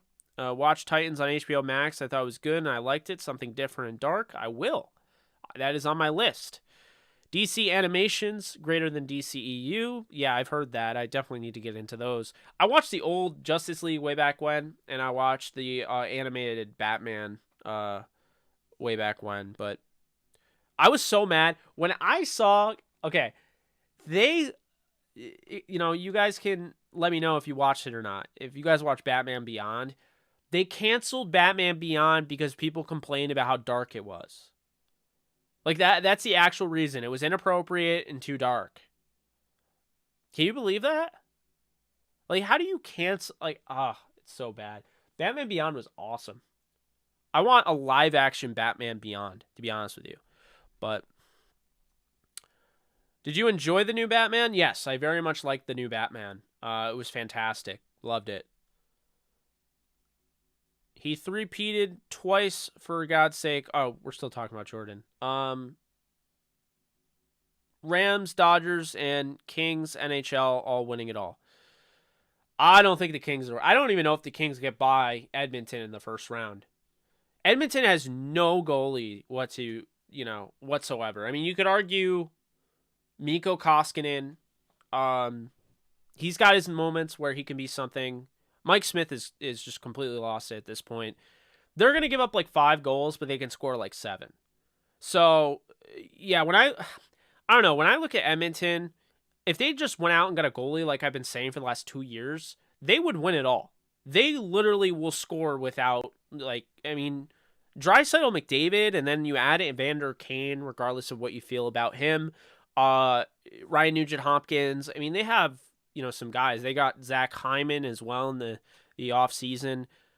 I mean, that team can score. Their defense isn't the best, but they also don't have Oscar Klefbom, who is their best defensive player. I mean, I think that they have a chance to beat the Kings, but we'll see. The Dodgers right now would probably be my favorites to win the MLB World Series. I mean, we'll see what ends up happening, but they're just so stacked. It's ridiculous. X-Men Origins is trash. The Wolverine one has its moments. I think the X-Men Origins Wolverine is better than the Wolverine. Can we agree on that? Like, the Wolverine is really bad. Like, X-Men Origins has its moments where you're like, all right, like, I didn't like the way they handled my favorite character, Gambit, but it has its moments, and it's at least entertaining. They totally ruined Deadpool, but it's at least better than the Wolverine, I would say. Rams. Okay, I saw that. Old Batman cartoons from the 90s are goated. Yeah, that's what I was talking about. The Ice Age. Aliens killed them. Ah, okay. That sounds like some Rick and Morty type of thing. I don't watch that show, but it sounds like it would be. Wonder Woman 2 wasn't good either. So what's weird is I ended up watching Wonder Woman 2 finally, and I didn't think it was as bad as people were saying, but I understand why people don't like it. It's very disjointed, and it doesn't really make a ton of sense. But it's entertaining, I guess. I really like. I mean, Gal Gadot is a fantastic Wonder Woman. I don't think they could have picked a better one, but yeah, it was just a really, I don't know. I forget her name. I don't know why I can't remember her name, the director, but she just didn't do enough for the movie. Just didn't. It felt kind of flat on its face, in my opinion. But like I said, entertaining. Who would you take for a game-winning shot? Kenton or Jordan? I'll take Jordan because I don't know who Kenton is.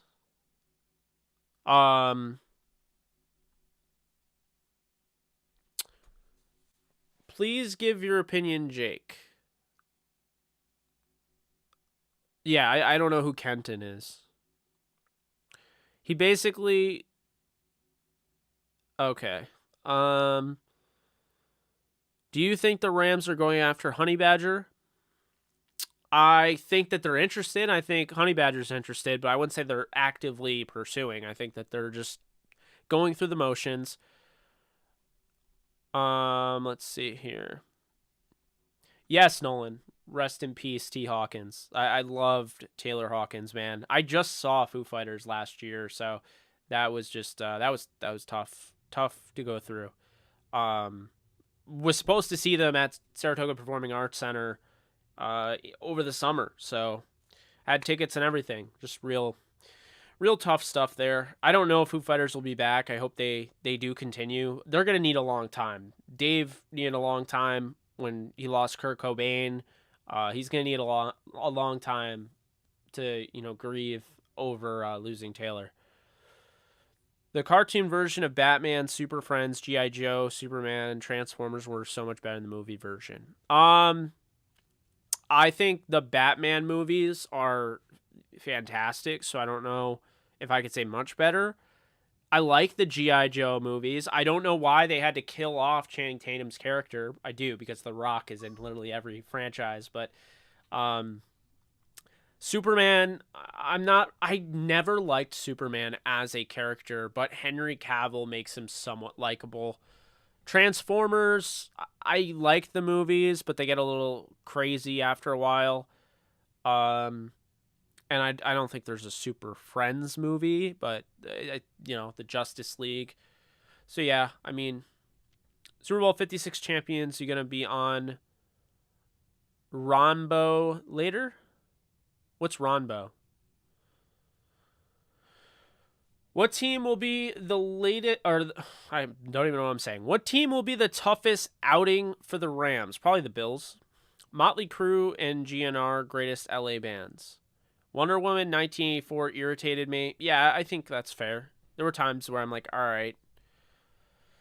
Matthew, thank you so much for donating. Hey, Jake, sorry I missed the last one live. Appreciate your words on Steven Jackson. He was an absolute beast on bad teams for the most part. Not enough said about his pass catching skills out of the backfield either. And his pass protection. Guy does not get enough credit.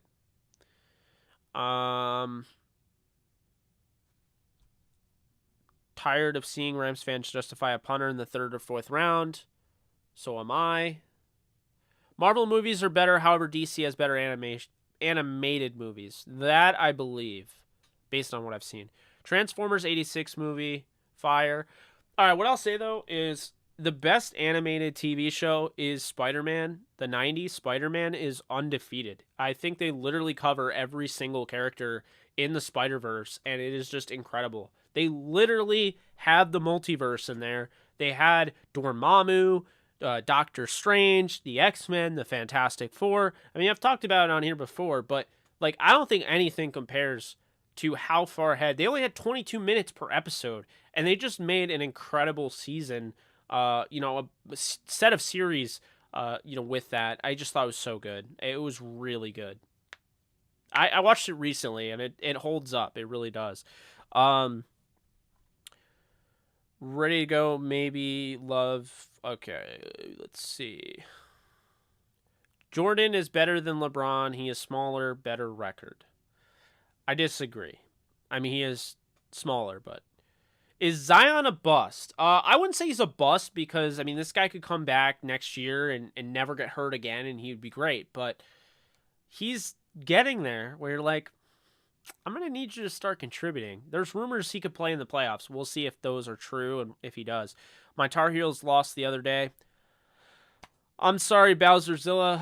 My Jayhawks did not, but I have a tremendous amount of respect for the Tar Heels, and I'm a big fan of your head coach. I really like Roy Williams, obviously, former KU Jayhawk, but really like Hubert Jones, and they're easy to root for. So I hope they do a really nice job in the ACC for years to come, and if Kansas gets knocked out, maybe Hubert gets a ring, something like that. I'd like to see them match up again, but, we'll see. Tyler Hero is underrated. Is he? I feel like he's a little overrated. I don't know why. I feel like a lot of people talk about him like he's a superstar. Cade is good. Pistons just suck. I mean, yeah, I think so too. Miami Heat for the upset ring. Team Heat. The Rams will repeat. I wish Jeannie Buss sell the Lakers. She's a terrible owner. Jake, don't hate on the Clippers. LeBron. Yeah, I know. Freddy vs. Jason was fire. Freddy vs. Jason, the story is so dumb, but at the same time, there's so much action, and it keeps you entertained, I mean, that's really what the point of those films are for, when you have two iconic horror movie villains, like, going at each other. I mean, that's what it's for. But the story sucks, and they do kind of make Freddy a bitch, so that's kind of annoying. But, I mean, for the most part, yeah, I think it's a fun movie. I don't think it's a great movie. I think Jacob Harris is a wide receiver and not a tight end. I've always said that. Magic and Jabbar, greater than Jordan and Pippen. I 100% agree. Kobe is better than LeBron. I just don't think Kobe's better than LeBron. I think, is Kobe more clutch? Would Kobe take the shot that LeBron would pass out of? Yes. Did Kobe have a different mentality, like the Mamba mentality of, he'd play through injuries, he'd throw up 2 free throws on a torn Achilles? Yes. But Kobe doesn't, the only guy you can compare LeBron really to, play-wise, is Magic. and he is a more modern built version of Magic Johnson. That is horrifying. That's the great. I mean, until Giannis, no one had seen anything like LeBron. And I honestly think Luka's kind of like LeBron a little bit. But, Giannis is kind of. I don't know. Giannis has kind of made us forget of how unbelievable LeBron is built. His build is ridiculous. I mean, Kevin Durant's is too. I know magically Kevin Durant used to be 6'10" on like 2K, and now every time anybody wants to give Kevin Durant credit, not hating, but I'm just pointing out, it's always he's 7'1". This 7'1" guy is shooting threes, and it's like, I love how he magically just shot up to 7'1" over the course of, 5 years? It could have happened. I mean, Embiid was 6'10" at KU, and now he's 7'2". But I just think it's funny. It's always 7-foot KD. I don't know if he's actually 7 foot, but I just find it funny. Rams better not add the rumored black jersey. We have our own identity. We don't need all those jerseys. I like the black. I don't want the white and blue. I don't need the fearsome foursome Rams. I think they said goodbye to that. They did it. Nice little farewell last year at the Coliseum. That's it. They don't need to do that again. They shouldn't do it again. Dodgers have an all-star team, 101 team. 100-win team, should be the favorite to be world champs this year. I agree. I mean, I don't like the Dodgers personally. I really don't. I have been pretty open about that. I'm sorry who that offends. I'm unapologetically myself. Just remember that. It's no hard feelings there. But I'm not going to sit here and lie to you and try to come up with a team that has a better look than the Dodgers right now. The Dodgers look absolutely loaded. And, I mean, the bottom line is they're going to have to, prove it. They're going to have a lot of pressure, but they have all the talent in the world to win the World Series, But, I mean, we'll see. If we win next year, are we considered a dynasty? That's the start. I think 3 is a dynasty. When you win 3 straight, a 3-peat's a dynasty, a 2-peat, you're getting there. But 3-peat is a dynasty, or 3 of the last 4, or 4 of the last 5, or 5 of the last 6, or even 3 of the last 5. 3 of the last 5 years, that's a dynasty. They don't have to be back to back to back, but the peats definitely help. Like if you repeat 3 times, that's a dynasty, no strings attached. At least I believe so. I think they are the next dynasty. We haven't seen one since the Patriots with Tom Brady and Bill Belichick. I think this is the next dynasty in the NFL. I really do, because no one operates their roster the way the Rams do. No one's willing to make the moves the Rams are willing to make. I mean, now they are, I guess, trying to copy them, but the Rams have had experience doing this. Now all these teams are going to copy something that they've never done before, and they're going to find out that they're not doing it the most conducive way to success, the way the Rams are doing it. So, Jordan never have been swept in the finals, but Jordan missed the finals 7 years. That's the thing. LeBron made the finals 10 years out of 19. That's incredible. Record prediction next year. I think the Rams are going to go 14-3 or I haven't really decided, but it's either 13-4 or 14-3. I'm not going to pick 15-2. I did that last year and they went 12-5.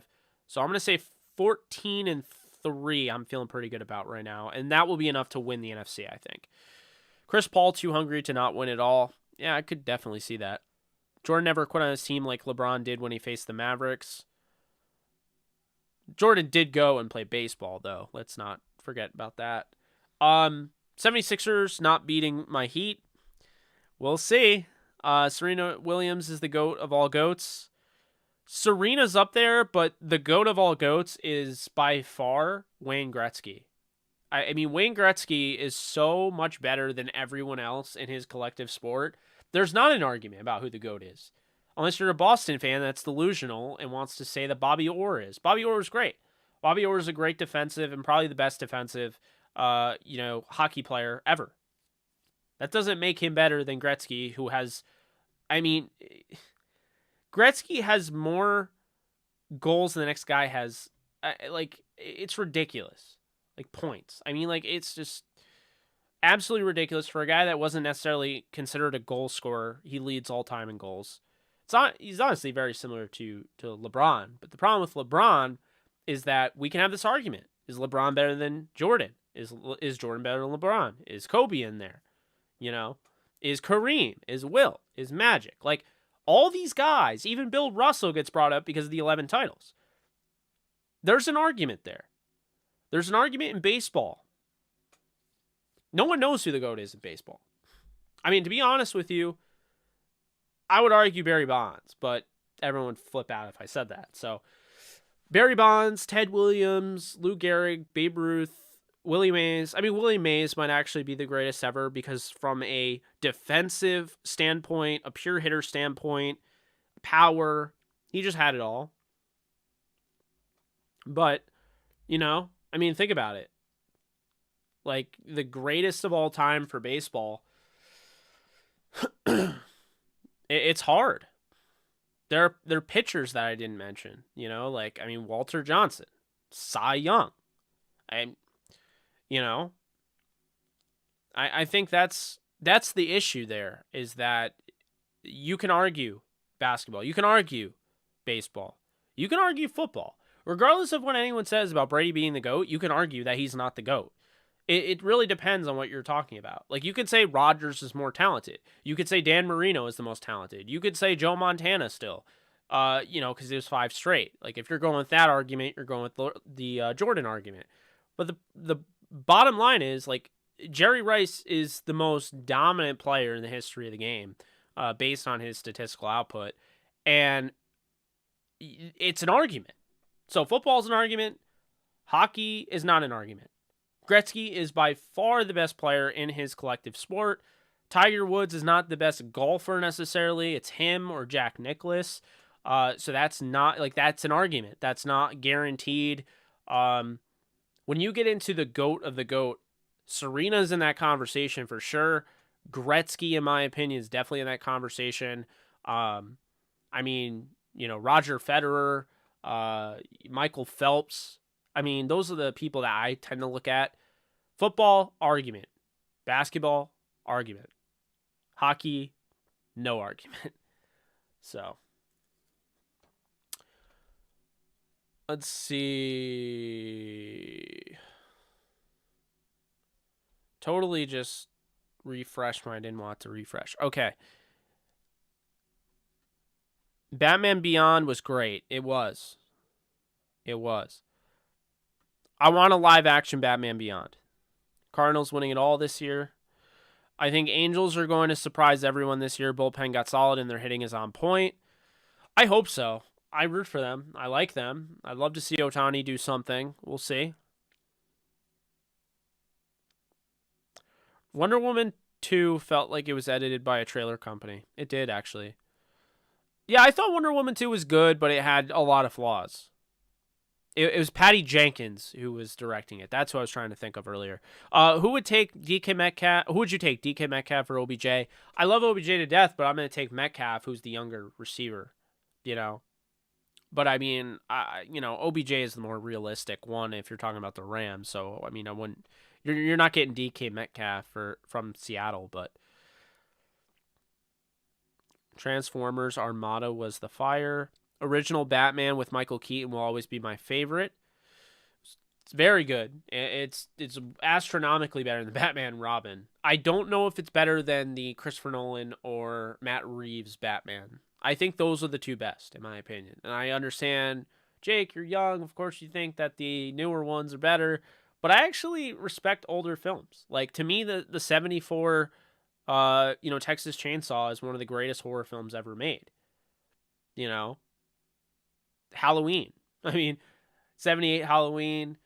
I like the 30s movies. Like, I like Frankenstein. I like watching, shit like that. So, like, I'll go back and I'll watch old films. I'm not anti-old films. I saw Taxi Driver the other day. Not the other day. It was last year, but I really like that. Like, I like Scorsese's, presentation. I like how everyone has their own kind of flavor. Like, you could see it in Quentin Tarantino, his movies. Like, what was it? The something Hollywood, Once Upon a Time in Hollywood. Love that film. That was so Tarantino. He has his own like style, you know. Um, I just feel like it's like for me, I'm 26, so if I say that a new movie is the best thing ever, even if it is, I'll get people that blow it back and it'll be like, "Well, you only like the new movies." I'm like, "Man, I like the old movies." Okay? Groundhog Day, the original Groundhog Day, give me that. Like, Spies Like Us, that movie is awesome. Chevy Chase, National Lampoons, stuff like that. I dig shit like that. I like Face Off. I think Face Off's a good movie. Uh, I mean, Beverly Hills Cop is one of my all-time favorites. Yeah, Bill Murray. Why did I say Chevy Chase? Uh, Chevy Chase. I was talking about National Lampoons. That's why. Yeah, Bill Murray is just awesome. I mean, if you don't like him, I don't know what to tell you.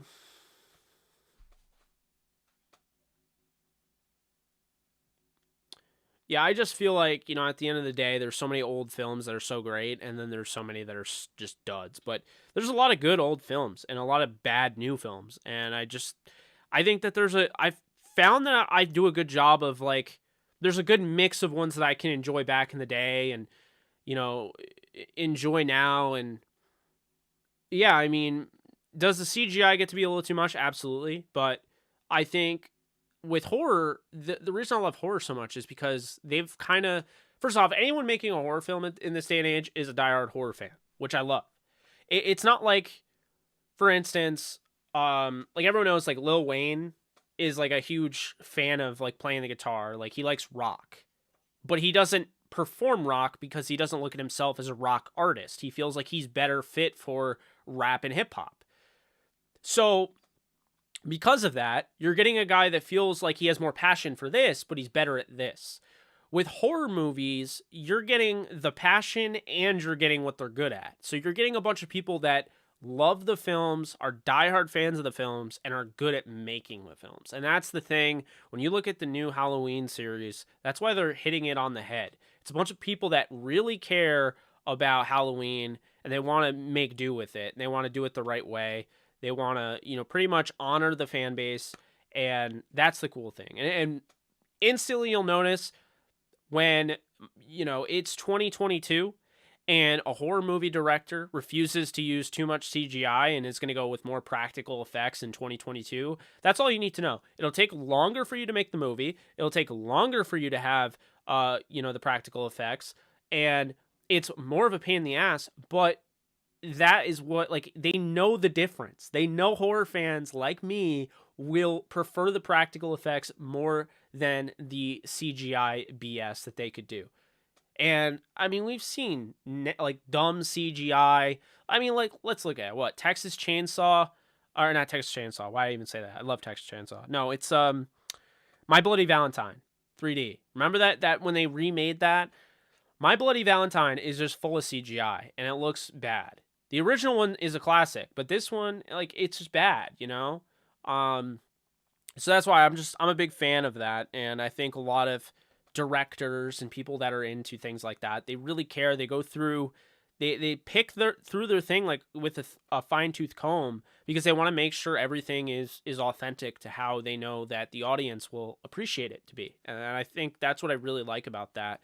But yeah, going back to the old movies, so Beverly Hills Cop, I don't know why that is not talked about enough. I mean, to be fair, I think people just kind of took Eddie Murphy for granted. Eddie Murphy in his prime is one of the funniest humans to ever grace the earth, and I would argue he was the funniest. In his prime, Eddie Murphy Raw is an absolute gold mine. It is so funny. And of course, you wouldn't be able to have it today because everyone gets so offended. But Beverly Hills Cop, I mean, 1, 2, and 3, they're just so good. Like, I love them. And I was surprised how much I loved 3. I thought 3 would have been the worst one. And 3 is not, obviously, Axel Foley, like, his personality is amazing. And, forget the guy's name, Rose something. I really like him too. But Axel Foley, coming from Detroit and being that cop and then going to, Beverly Hills, it's just like a different, And I understand people love Richard Pryor. I'm not trying to hate on Richard Pryor. I think Eddie Murphy was funnier. But to be fair, Eddie Murphy was inspired by Richard Pryor. So either way, they're kind of the same flavor. Yeah, I would probably disagree respectfully. I think Eddie Murphy is, like, in his prime was the funniest human. And I think arguably Chris Farley in his prime before he passed away was one of the funniest humans.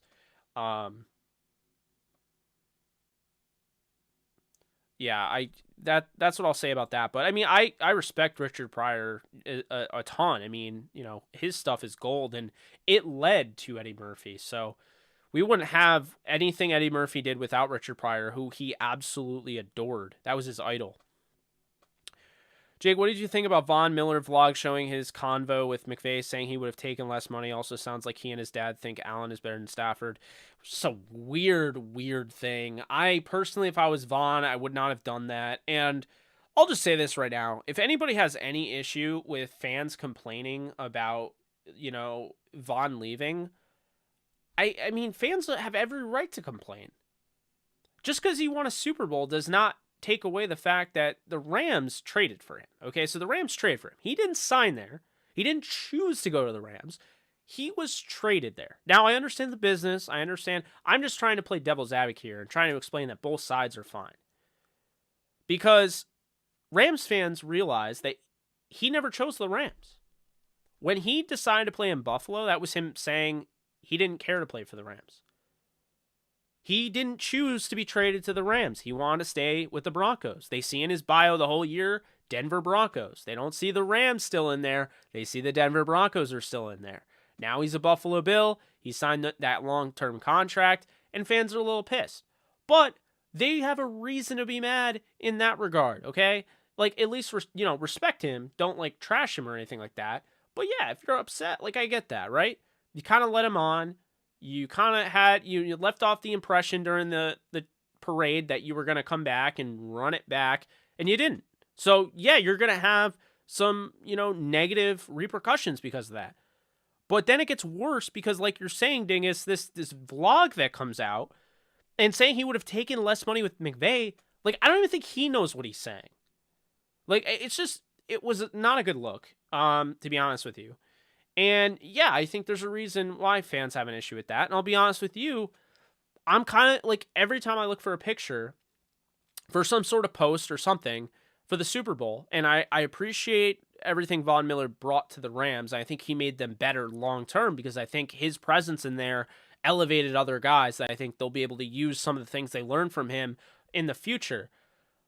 But let's not act like it isn't kind of annoying that he didn't stay, and yet he was the first one to be holding that Lombardi.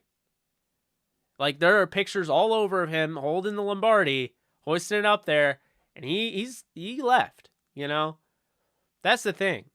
I want a picture with Stafford holding that thing and Kupp and Donald. I want the guys that are going to stick with this team, the guys that are the faces of this team. Ramsey. I couldn't see Ramsey on the riser. I understand he didn't play that well, and I understand he was very hard on himself because of it. But Ramsey, they're not there without him. That's what that's my one thing. That's why I tend to kind of side with the fans there in understanding that they're upset. And I understand it's a business, but hey, it wasn't just a business decision in the fact that you just made it there. You made a whole big deal about it with your vlog. And it almost looks like you're kind of showing up the Rams. And on top of that,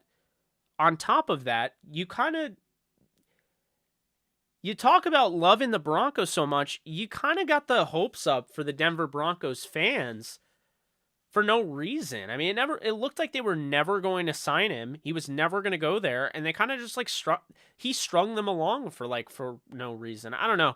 I have no issue with him signing in Buffalo. They're great. I think they're the best team in the AFC, and they might have the best quarterback in all football, but it was bizarre the way that was handled. And it worked out well. I think the Rams end up getting Allen Robinson. They get to diversify the receiver room. I think it forced them to think a little bit outside the box and change a little bit what they were doing on the offense. I'll miss Robert Woods. I still hated that trade, and I think it made more sense to keep him, let him build up that value, and then trade him after the season. But, all in all, I think it made sense.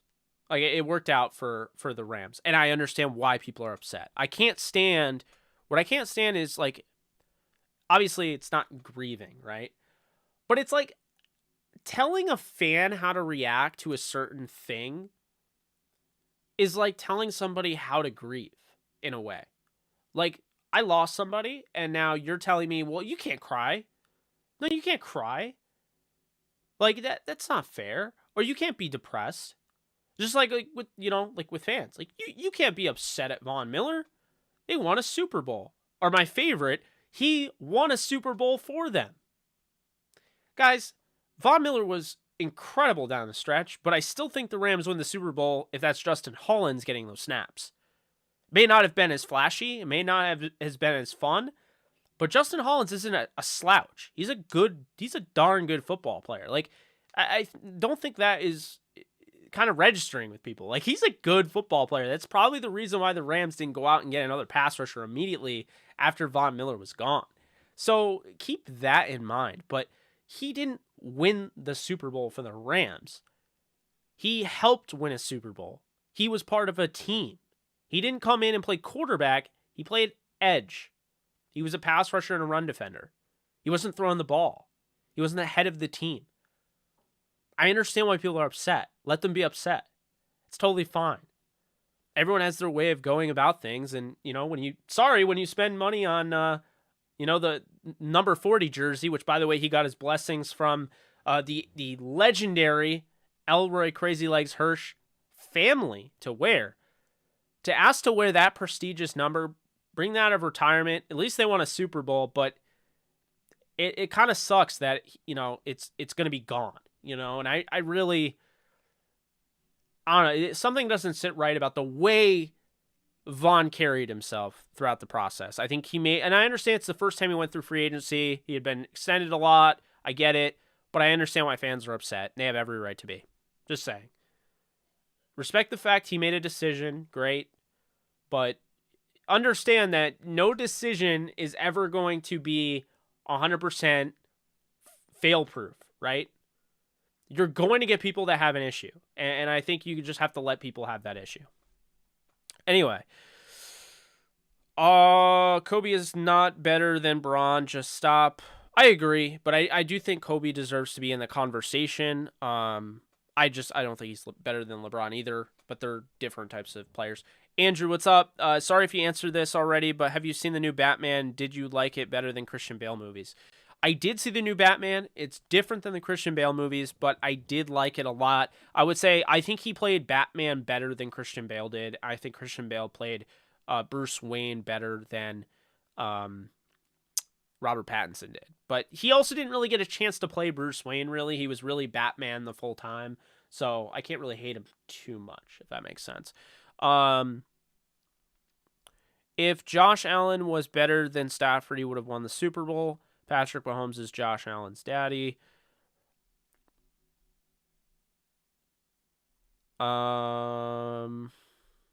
See, we're going to disagree here. I'm going back on my take. I always was critiquing Josh Allen. I didn't think it'd work. His completion percentage was really low at not a bad program, but like a lower program. Didn't play against great competition. When he did, he struggled in college. Josh Allen has emerged into maybe the best quarterback in football, and I would take him over Patrick Mahomes. I really would. I think he's better than Mahomes. I mean, will Mahomes potentially, get better? Yeah. There's the potential where, they'll keep doing this, the teeter-totter. But we're probably looking at the next Peyton and Tom Brady, if I'm being honest. The next Peyton Manning Tom Brady rivalry. I mean, that's probably what that is, if you want to be real there. Remember the throwback St. Louis Rams gold jerseys? LOL, I dislike those so much. I like the gold. Man, I am old. In my day coming up, we had Adam West as Batman, Cesar Romero as Joker. Actually, Bruce Lee played Kato or something, but didn't like it when he lost because he was the bad guy. Is that shirt a tribute to Freddy Krueger? I wouldn't say a tribute, but I'm a big fan of the character and the movies, and not all of them. I think some of them are absolutely blasphemous, but Yeah, I love the look because this just proves my point. When I wear this sweater, everyone knows what this is. You can't like these stripes, man. Like it's so obvious. And you guys know my horror background. I have the Michael Myers, mask in the background. So you're right about Gretzky. No one compares. Yeah. Kelly Slater is the greatest of any sport. 11 world championships, just won the pipeline contest in surfing at age 50. That's crazy. I didn't know that. I don't know if I would say she's better than everybody, but she's definitely in that boat. I hear the Rams are flirting around with the idea of getting a honey badger. What do you think? I think it's real, and we'll see. There's not really a ton to talk about there until something moves, and I'm sure we'll find out soon, but they're definitely in the mix, I would say. When people talk about Jordan, Pippen, Rodman, Kerr don't exist. Also, Phil Jackson doesn't exist. When people talk about Braun, they magically act like all his teammates are Hall of Famers.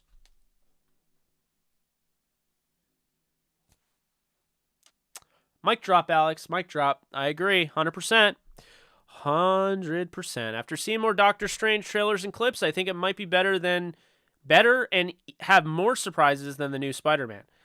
All right, I'll say this. I don't know if it's going to be better than No Way Home, because No Way Home is my favorite all-time movie. But it's going to be really fun. I can't wait. I'm really excited for it. I can't believe it comes out next month. Not only that, it comes out literally a month from today. That's insane. Doesn't it feel like we've been waiting for this freaking movie for like 3 years? Crazy, man. I can't wait. Alex, I agree. Every debate I have with people is the same stuff. Jordan never lost in the finals, or LeBron has a super team. Yep, every time. I can't wait to see Aquaman 2. I've never seen Aquaman, and I don't know if I want to support that franchise. I really like Jason Momoa. It's not him. It's more so Amber Heard. I feel like she got away with all that. Johnny Depp got the raw deal. He got kicked out as Grindelwald and all these other jobs, and Amber Heard. Nope, she's fine. She gets to be in Aquaman 2. We're not going to recast her. I don't know. I think she's a piece of work. So that's what I'll say about that. We need to go after Giants cornerback James Bradbury, good number 2. I mean, James Bradbury is a number 1. So having him with Jalen Ramsey, I mean, hell yeah, he's a good number 2. Guys, be sure to hit the like if you haven't already. It really does help me out. Bill Murray, yes. Van Helsing versus Blade. Who wins? I'll probably go with Blade. Axel Foley. Not a huge horror movie fan, but I've watched basically the whole Halloween franchise. Curious to see where they go with the last one, with it being the final one. Yeah, and Diggis, I'm a little worried about how they're going to incorporate the pandemic, because apparently they're going to have COVID in it, and I think that is a huge problem. If they over politicize it or sensationalize it or whatever, it could really distract from what the actual movie is about, and that really bothers me. So hopefully they don't ruin it with that. I can't wait for the movie, but I am a little cautious about that. Batman 2 was good. Magic is the greatest. He beat Hall of Fame teams. Jordan did not. That's another thing. Level of competition Jordan went up against. I mean, come on now.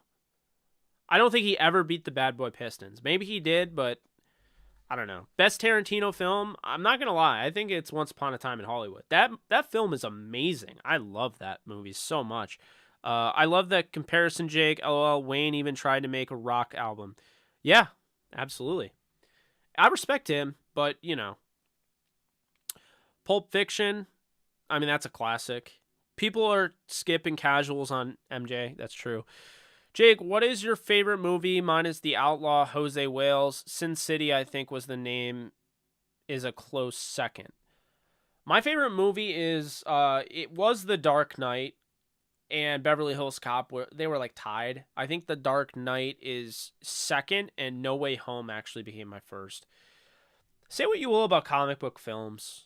Cookie cutter, the repetitive, yada, yada, yada. I already know. I could just read a comic and know exactly how the movie's going to go. Yeah, maybe you're right. But comic book films, they generate excitement to a level that no other films do. Like, you aren't dying to see the Elvis movie, right? The Elvis movie's cool. I want to see it. I think it's cool. I might go see it in theaters. But I haven't been looking online for different leaks about it or looking up new trailers about it for the last 3 to 10 months.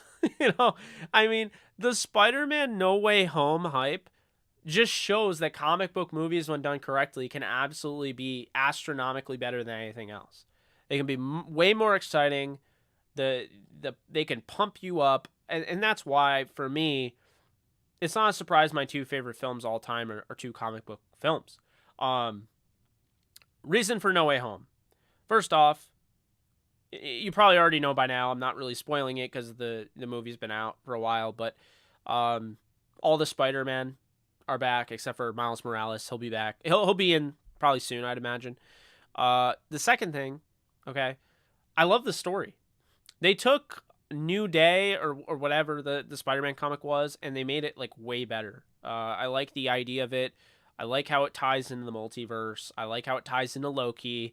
It ties into WandaVision. They basically took everything that they've been doing on Disney Plus and they tied Spider-Man into it loosely. It doesn't have to be a direct tie-in, but it's a loose tie-in. And then all of a sudden, now it opens up the door for other possibilities. But just the way the movie is. People said there wasn't enough action. There's plenty of action. Redesigning Electro. Okay, Jamie Foxx, by the way, apparently he's a Kansas Jayhawk fan, so Jamie Foxx is goated. But anyway, Jamie Foxx was so good as Electro. Like, he was so good, okay? There's one. I mean, Willem Dafoe, come on now. We knew he was going to just absolutely kill it. He absolutely killed it. Alfred Molina, he's awesome, He was a great Doc Ock. I forget the guy who plays Sandman, but I thought he was all right. They didn't use him a ton. He was not one of the main focuses of the movie.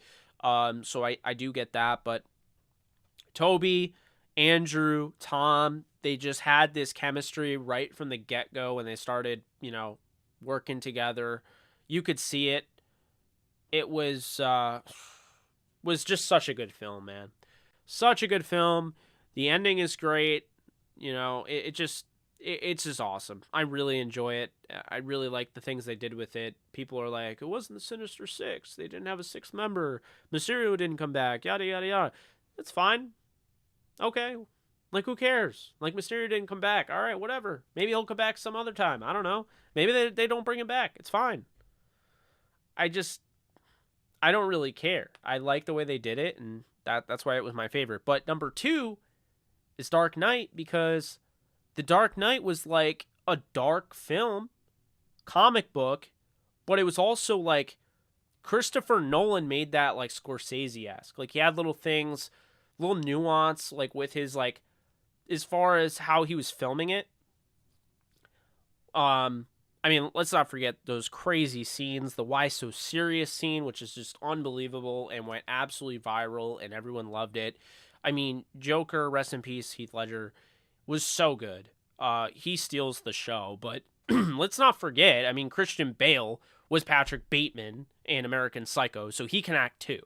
And he's phenomenal as well as Batman. You have Gary Oldman as Commissioner Gordon, who is just great. I mean, Gary Oldman's awesome. Sirius Black and Harry Potter, enough said. They just had a great cast, and Maggie Gyllenhaal, as Rachel. I just really, really like that film. I just felt like The Dark Knight, like Batman Begins, I think is a little overrated. I think, it's a start, okay. I don't really buy it as much as, like, The Dark Knight is just phenomenal. I've always loved it. It's the most rewatchable film. The rewatchability of that film is just crazy. The action's great. The effects are great. The acting is great. I mean, it's just great, and it really feels like Scorsese-esque. Like, it feels like an actual motion picture, movie of the year type of movie, and not just like a comic book movie, if that makes sense. That's another thing. That's actually a lot of the reason why I like No Way Home. Because No Way Home had this dark personality. Aaron Eckhart was awesome as Two-Face. Absolutely. But that's the thing with like No Way Home. They took like a happy-go-lucky Spider-Man and they rained hell down on his life. And it got dark. It was the darkest Spider-Man I think I've ever seen. Like, that's what no one wants to talk about. Like, that Spider-Man movie got really dark really fast. It wasn't Batman level, but it was dark. And I think that extra, flavor really made it just such a fun movie to watch. But, John Carpenter's The Thing, practical effects still killing it to this very day. Yeah, that was way ahead of its time. Richard Pryor is funnier than Eddie Murphy. Again, I don't know about that. I think it's one thing to like one guy over the other, but I think Eddie Murphy was the better one. But I respect Richard Pryor, of course. Bobby Wagner on Pat McAfee's show today was good. I'll have to check that out. The movie Life with Eddie and Martin Lawrence is hilarious. 48 Hours, Coming to America. Oh, Coming to America is awesome. Coming to America is awesome. Harlem Nights, yes. Harlem Nights he did with Richard Pryor, if I'm not mistaken. Yeah, I think he did. Vaughn should have came out and said he took more money instead of telling McVay he would have taken less. Also, Rams were the only team that sent an offer, and he decided to wait for other teams. Yeah, it just seemed like Vaughn never really wanted to play for the Rams, and I don't buy the theatrics, but like I said, I'm not rooting against him until he plays against the Rams. Nothing against him. I just didn't like the way he handled it, but it doesn't mean like I'm rooting against him. I've always liked him as a player, so, damn right we upset. The vlog made the reasoning behind this move odd. Agreed. Yeah, that vlog was a bad look for Vaughn. Didn't seem authentic at all. Best of luck to him in Buffalo, though. Yep. Sorry I made it here late. Is there any update on the Badger OBJ? Nothing. I just watched Halloween Kills. Good movie. Yeah, I loved Halloween Kills. It's very cool. So I'm glad you saw that. And it sounds like you enjoyed it. Let's see. AD, that don't look past a cup from Stafford, won that Super Bowl. Have you seen the movie Signs with Mel Gibson and Joaquin Phoenix? Sorry, I've butchered Joaquin's name. I have not. I've heard to check it out, so I will do that. We are fine without Vaughn anyway, so who will the Rams sign next? My guess, if they sign anybody, it'll be Matthew or Gilmore, or they're not going to sign anybody. So, Allen versus Mahomes, yeah. Batman 2 was good. Jake, it was the first time Vaughn being able to really take advantage of being a free agent, and he did what he thought was best for him. Sure, I am bummed, but I am fine with it. I am too, but I think when you make a decision to make a vlog like that, and you go out and you kind of make it obvious that, hey, come and get me. You're talking about like trying to get the Dallas Cowboys to, oh, I'm a Cowboy, would love to be with the Cowboys. And it's like you already said you were interested in running it back. And now it's like you're trying to go any other place. I don't know.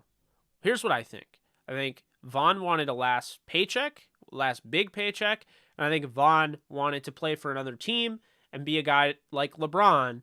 I'm not saying LeBron went to the Lakers because of this, but like LeBron, win 3 different locations. Because that's something I don't think that's ever been done in the NFL. Maybe it has.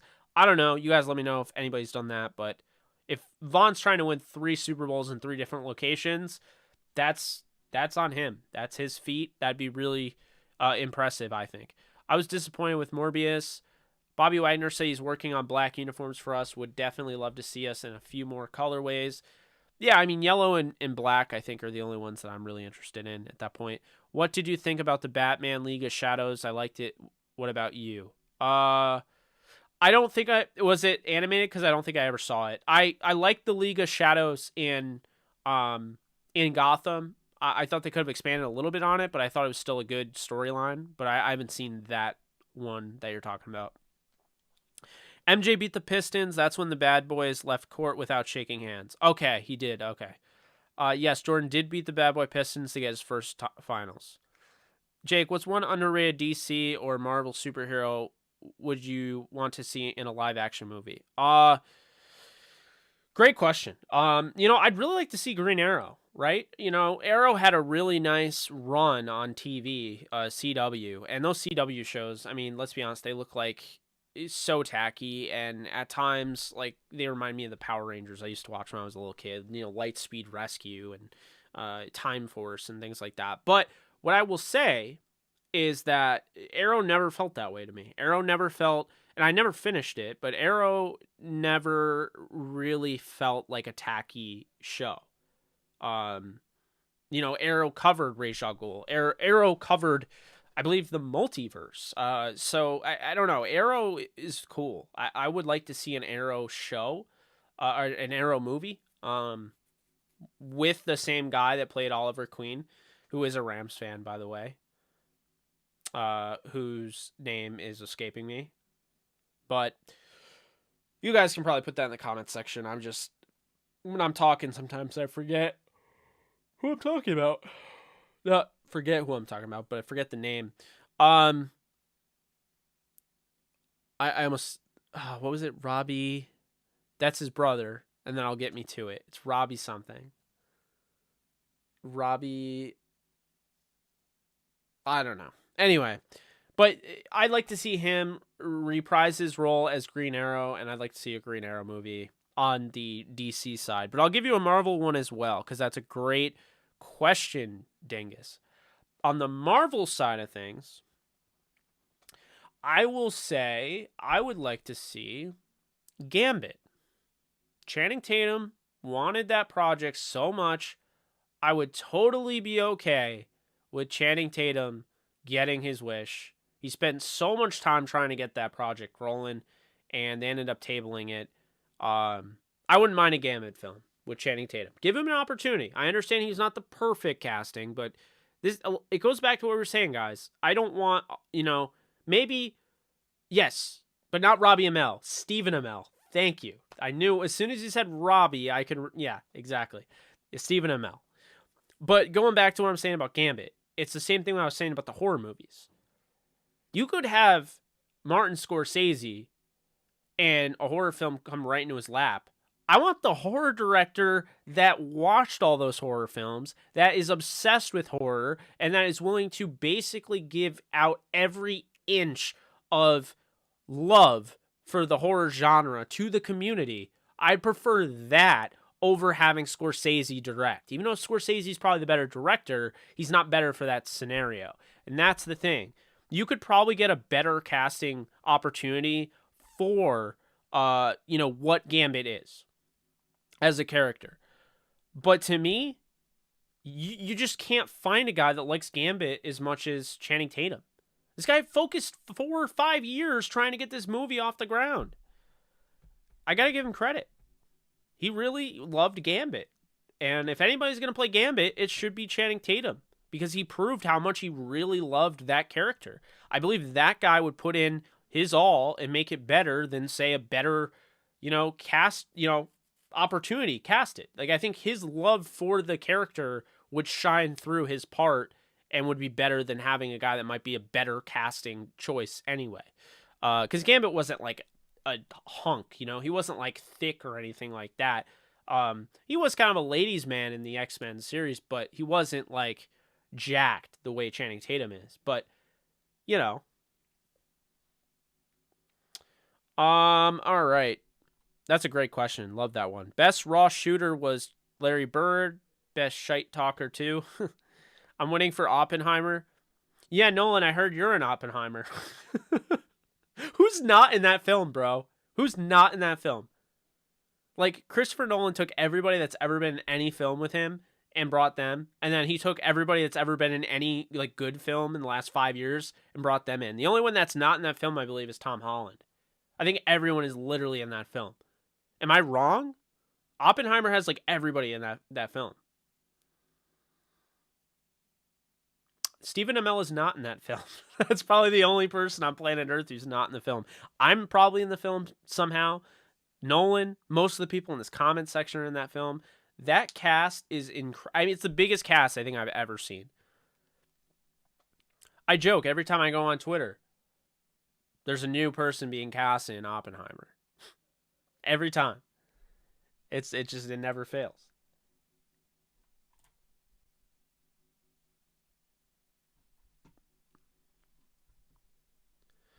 Um, Thing was a classic. Tombstone, one of my favorites for sure. I recently saw pictures of the actual and took pictures of the actual Amityville Horror House at 112 Ocean Ave in Amityville, New York. It was very creepy just standing there on the street taking pictures. Don't see how. Yeah, I heard that had Ryan Reynolds in it, right? Uh, the the newest version of it. I gotta watch it, but yeah, I heard about that. Hey Jake, another attraction the Rams have is when you leave football, there you can get your own TV show like Fred Dryer did. That's true. It's true. Silver Surfer for Marvel, Icon for DC. Interesting. Freaking Love Signs, M Night Shyamalan, best movie in my opinion. Now that the new Black Panther is finished filming, what do you think happens? Heard Chadwick's family was okay and wanted them to recast Black Panther. They could do it with multiverse. M'Baku is going to be the new Black Panther. They're not recasting T'Challa. They're recasting Black Panther because they're just going to have a new Black Panther. I'm telling you, it's going to be M'Baku. Because there was all that talk about him getting an increase, like a huge pay raise. You don't get a huge pay raise unless you're becoming a main character. So, M'Baku is going to be the next Black Panther. Unless they, try something with the multiverse and they're like, you know what? The next Black Panther, we're going to make it be Michael B. Jordan. It's going to be Killmonger, but it's going to be a version of Killmonger that doesn't have that hate in his heart for what happened with his father.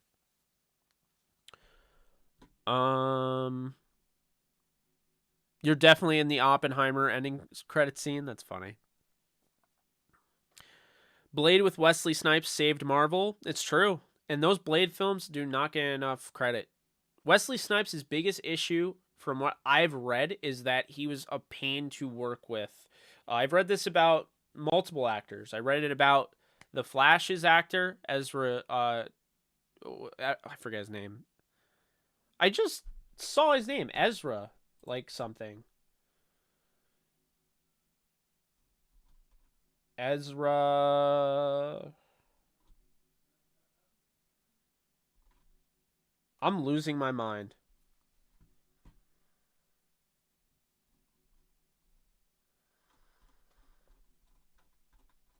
Ezra Miller. Yeah, I don't totally blanked. Yeah, he was in. I actually got my first taste of watching Ezra Miller on TV back when he was in Royal Pains with Mark Fierstein.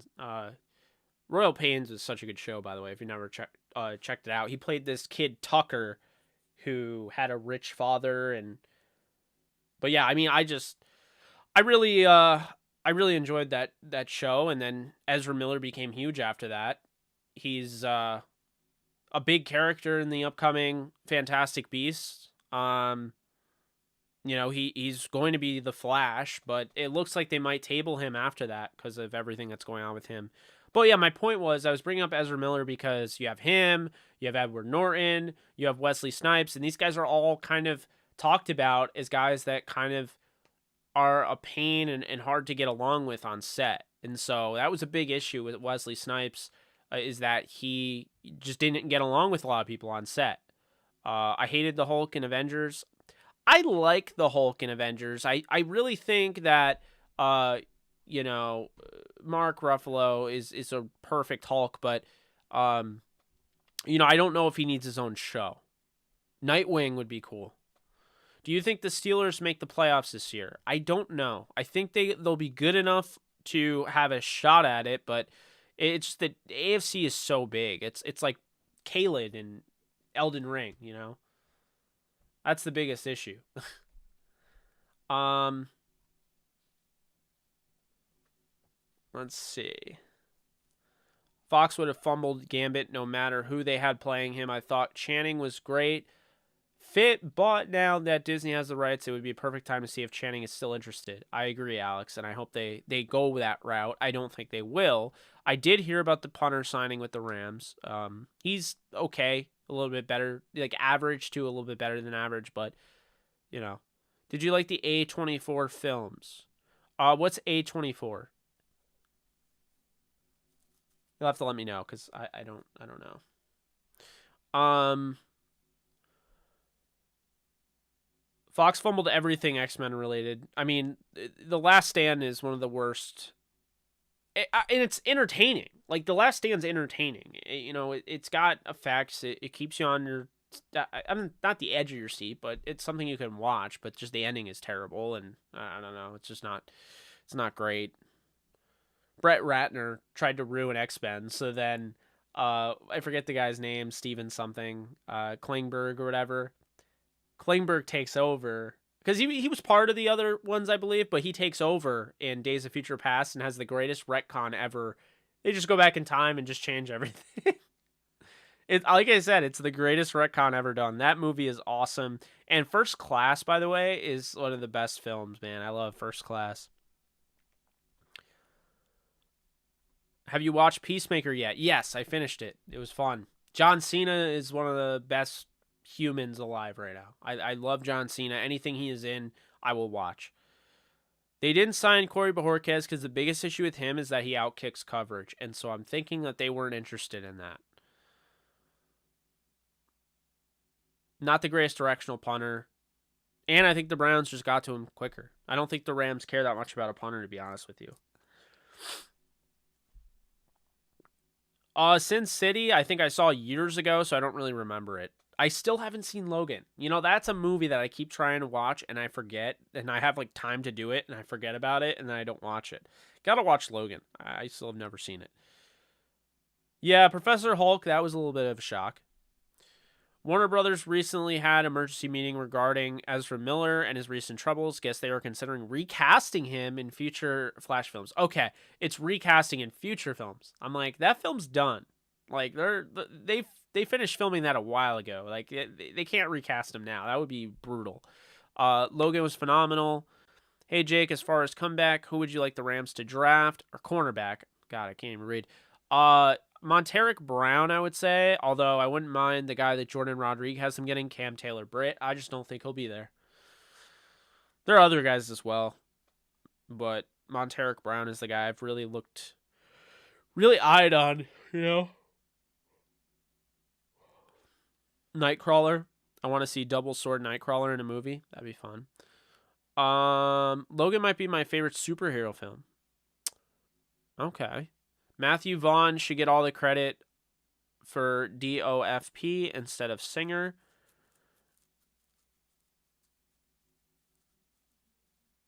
Well, okay. Oh, okay. So Singer.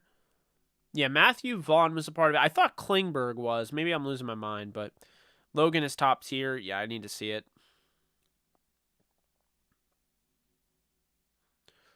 Okay, yeah, Hereditary.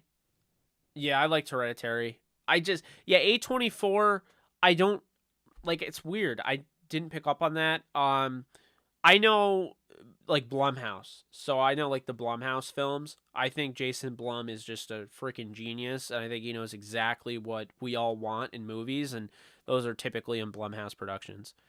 I like X-Men Apocalypse. I did not know that what's his face was Apocalypse. I still have to look it up because I totally forgot what I was going to say.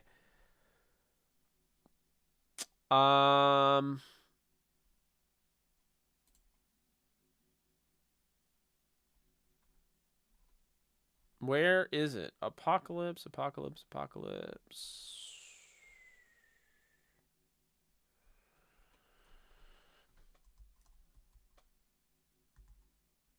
Okay. Yeah, I thought he was.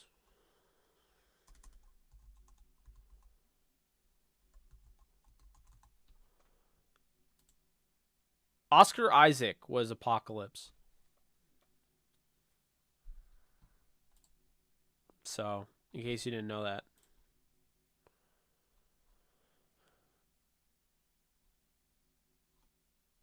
Father Stu. Worst 5 AFC teams? Oh, God. I have no idea off the top of my head. I mean, I guess we'll just throw like the... Man, I don't even know how I could answer that. That's tough. I'll just say I think the worst team in the AFC is Houston. Yeah, Moon Knight was Apocalypse. How about that? Kind of weird. The guy who plays Moon Knight. Simon Kinberg. I wouldn't mind seeing a Warren Worthington, aka Angel movie, then him become Archangel later on, but will never happen. Archangel is one of my favorite characters. What's the role of Tutu Atwell this year? I hear he's been working out with Deshaun Jackson, and he's put about 10 pounds since last season. I think the role is just expanded. Like, you're going to get utilized in the offense, utilized in the slot game on the outside, as, a jet motion type of guy, maybe in the backfield. The VHS series? Are you talking about VHS horror? Like the VHS, like the actual horror movie VHS? I actually like Dark Phoenix, by the way, Nolan. I'm sorry. I really do. Here's the thing. I don't like the Dark Phoenix arc. Okay? I don't like it. It's not a great arc. It's kind of depressing. But I feel like it's done the best way in the Dark Phoenix movie. Last Stand tried the Dark Phoenix arc, kind of. And it was just, it was a disaster.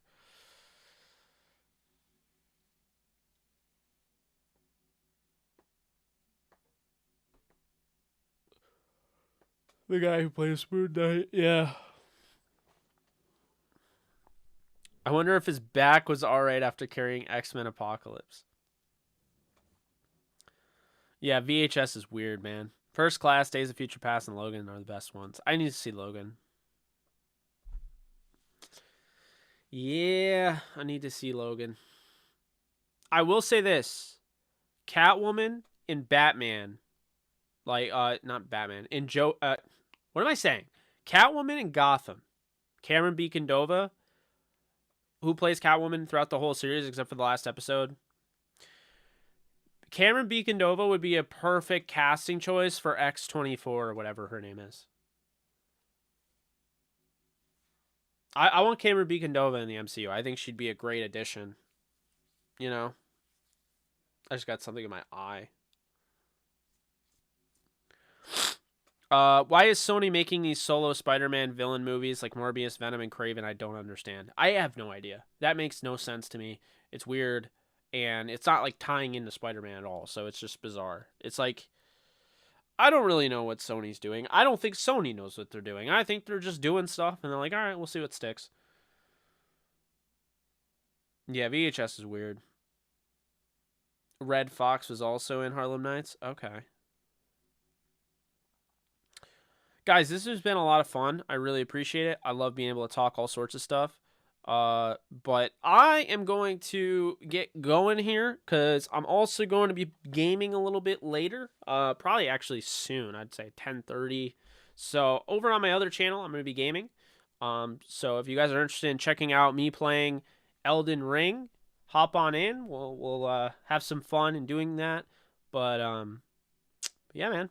That's it's been a lot of fun. Appreciate you guys. We're gonna keep trying to do this, keep this thing going, and I think this is probably what we'll be doing most of the off season since there's not a lot of stuff to talk about, and I want to talk about everything. I don't want to just talk Rams. I want to you see the Spider-Man mask in the background. You see Michael Myers. That just represents me as a content creator, as a person. I just like all different stuff. So it's not that from here on out I won't cover the Rams, but when you see Q&A, just know this is a laid back conversation. I'll talk about whatever. You guys have the floor and we can talk about good conversations. And yeah, so appreciate y'all. You guys have a great night, and I will see you guys. Well, if you guys go on the gaming channel, you'll see me guys. Oh, I'll see you guys pretty soon. Because I'll be playing some Elden Ring and maybe some God of War. We'll see. But guys, take care, and I'll see you guys tomorrow, if not on the gaming channel tonight. Later.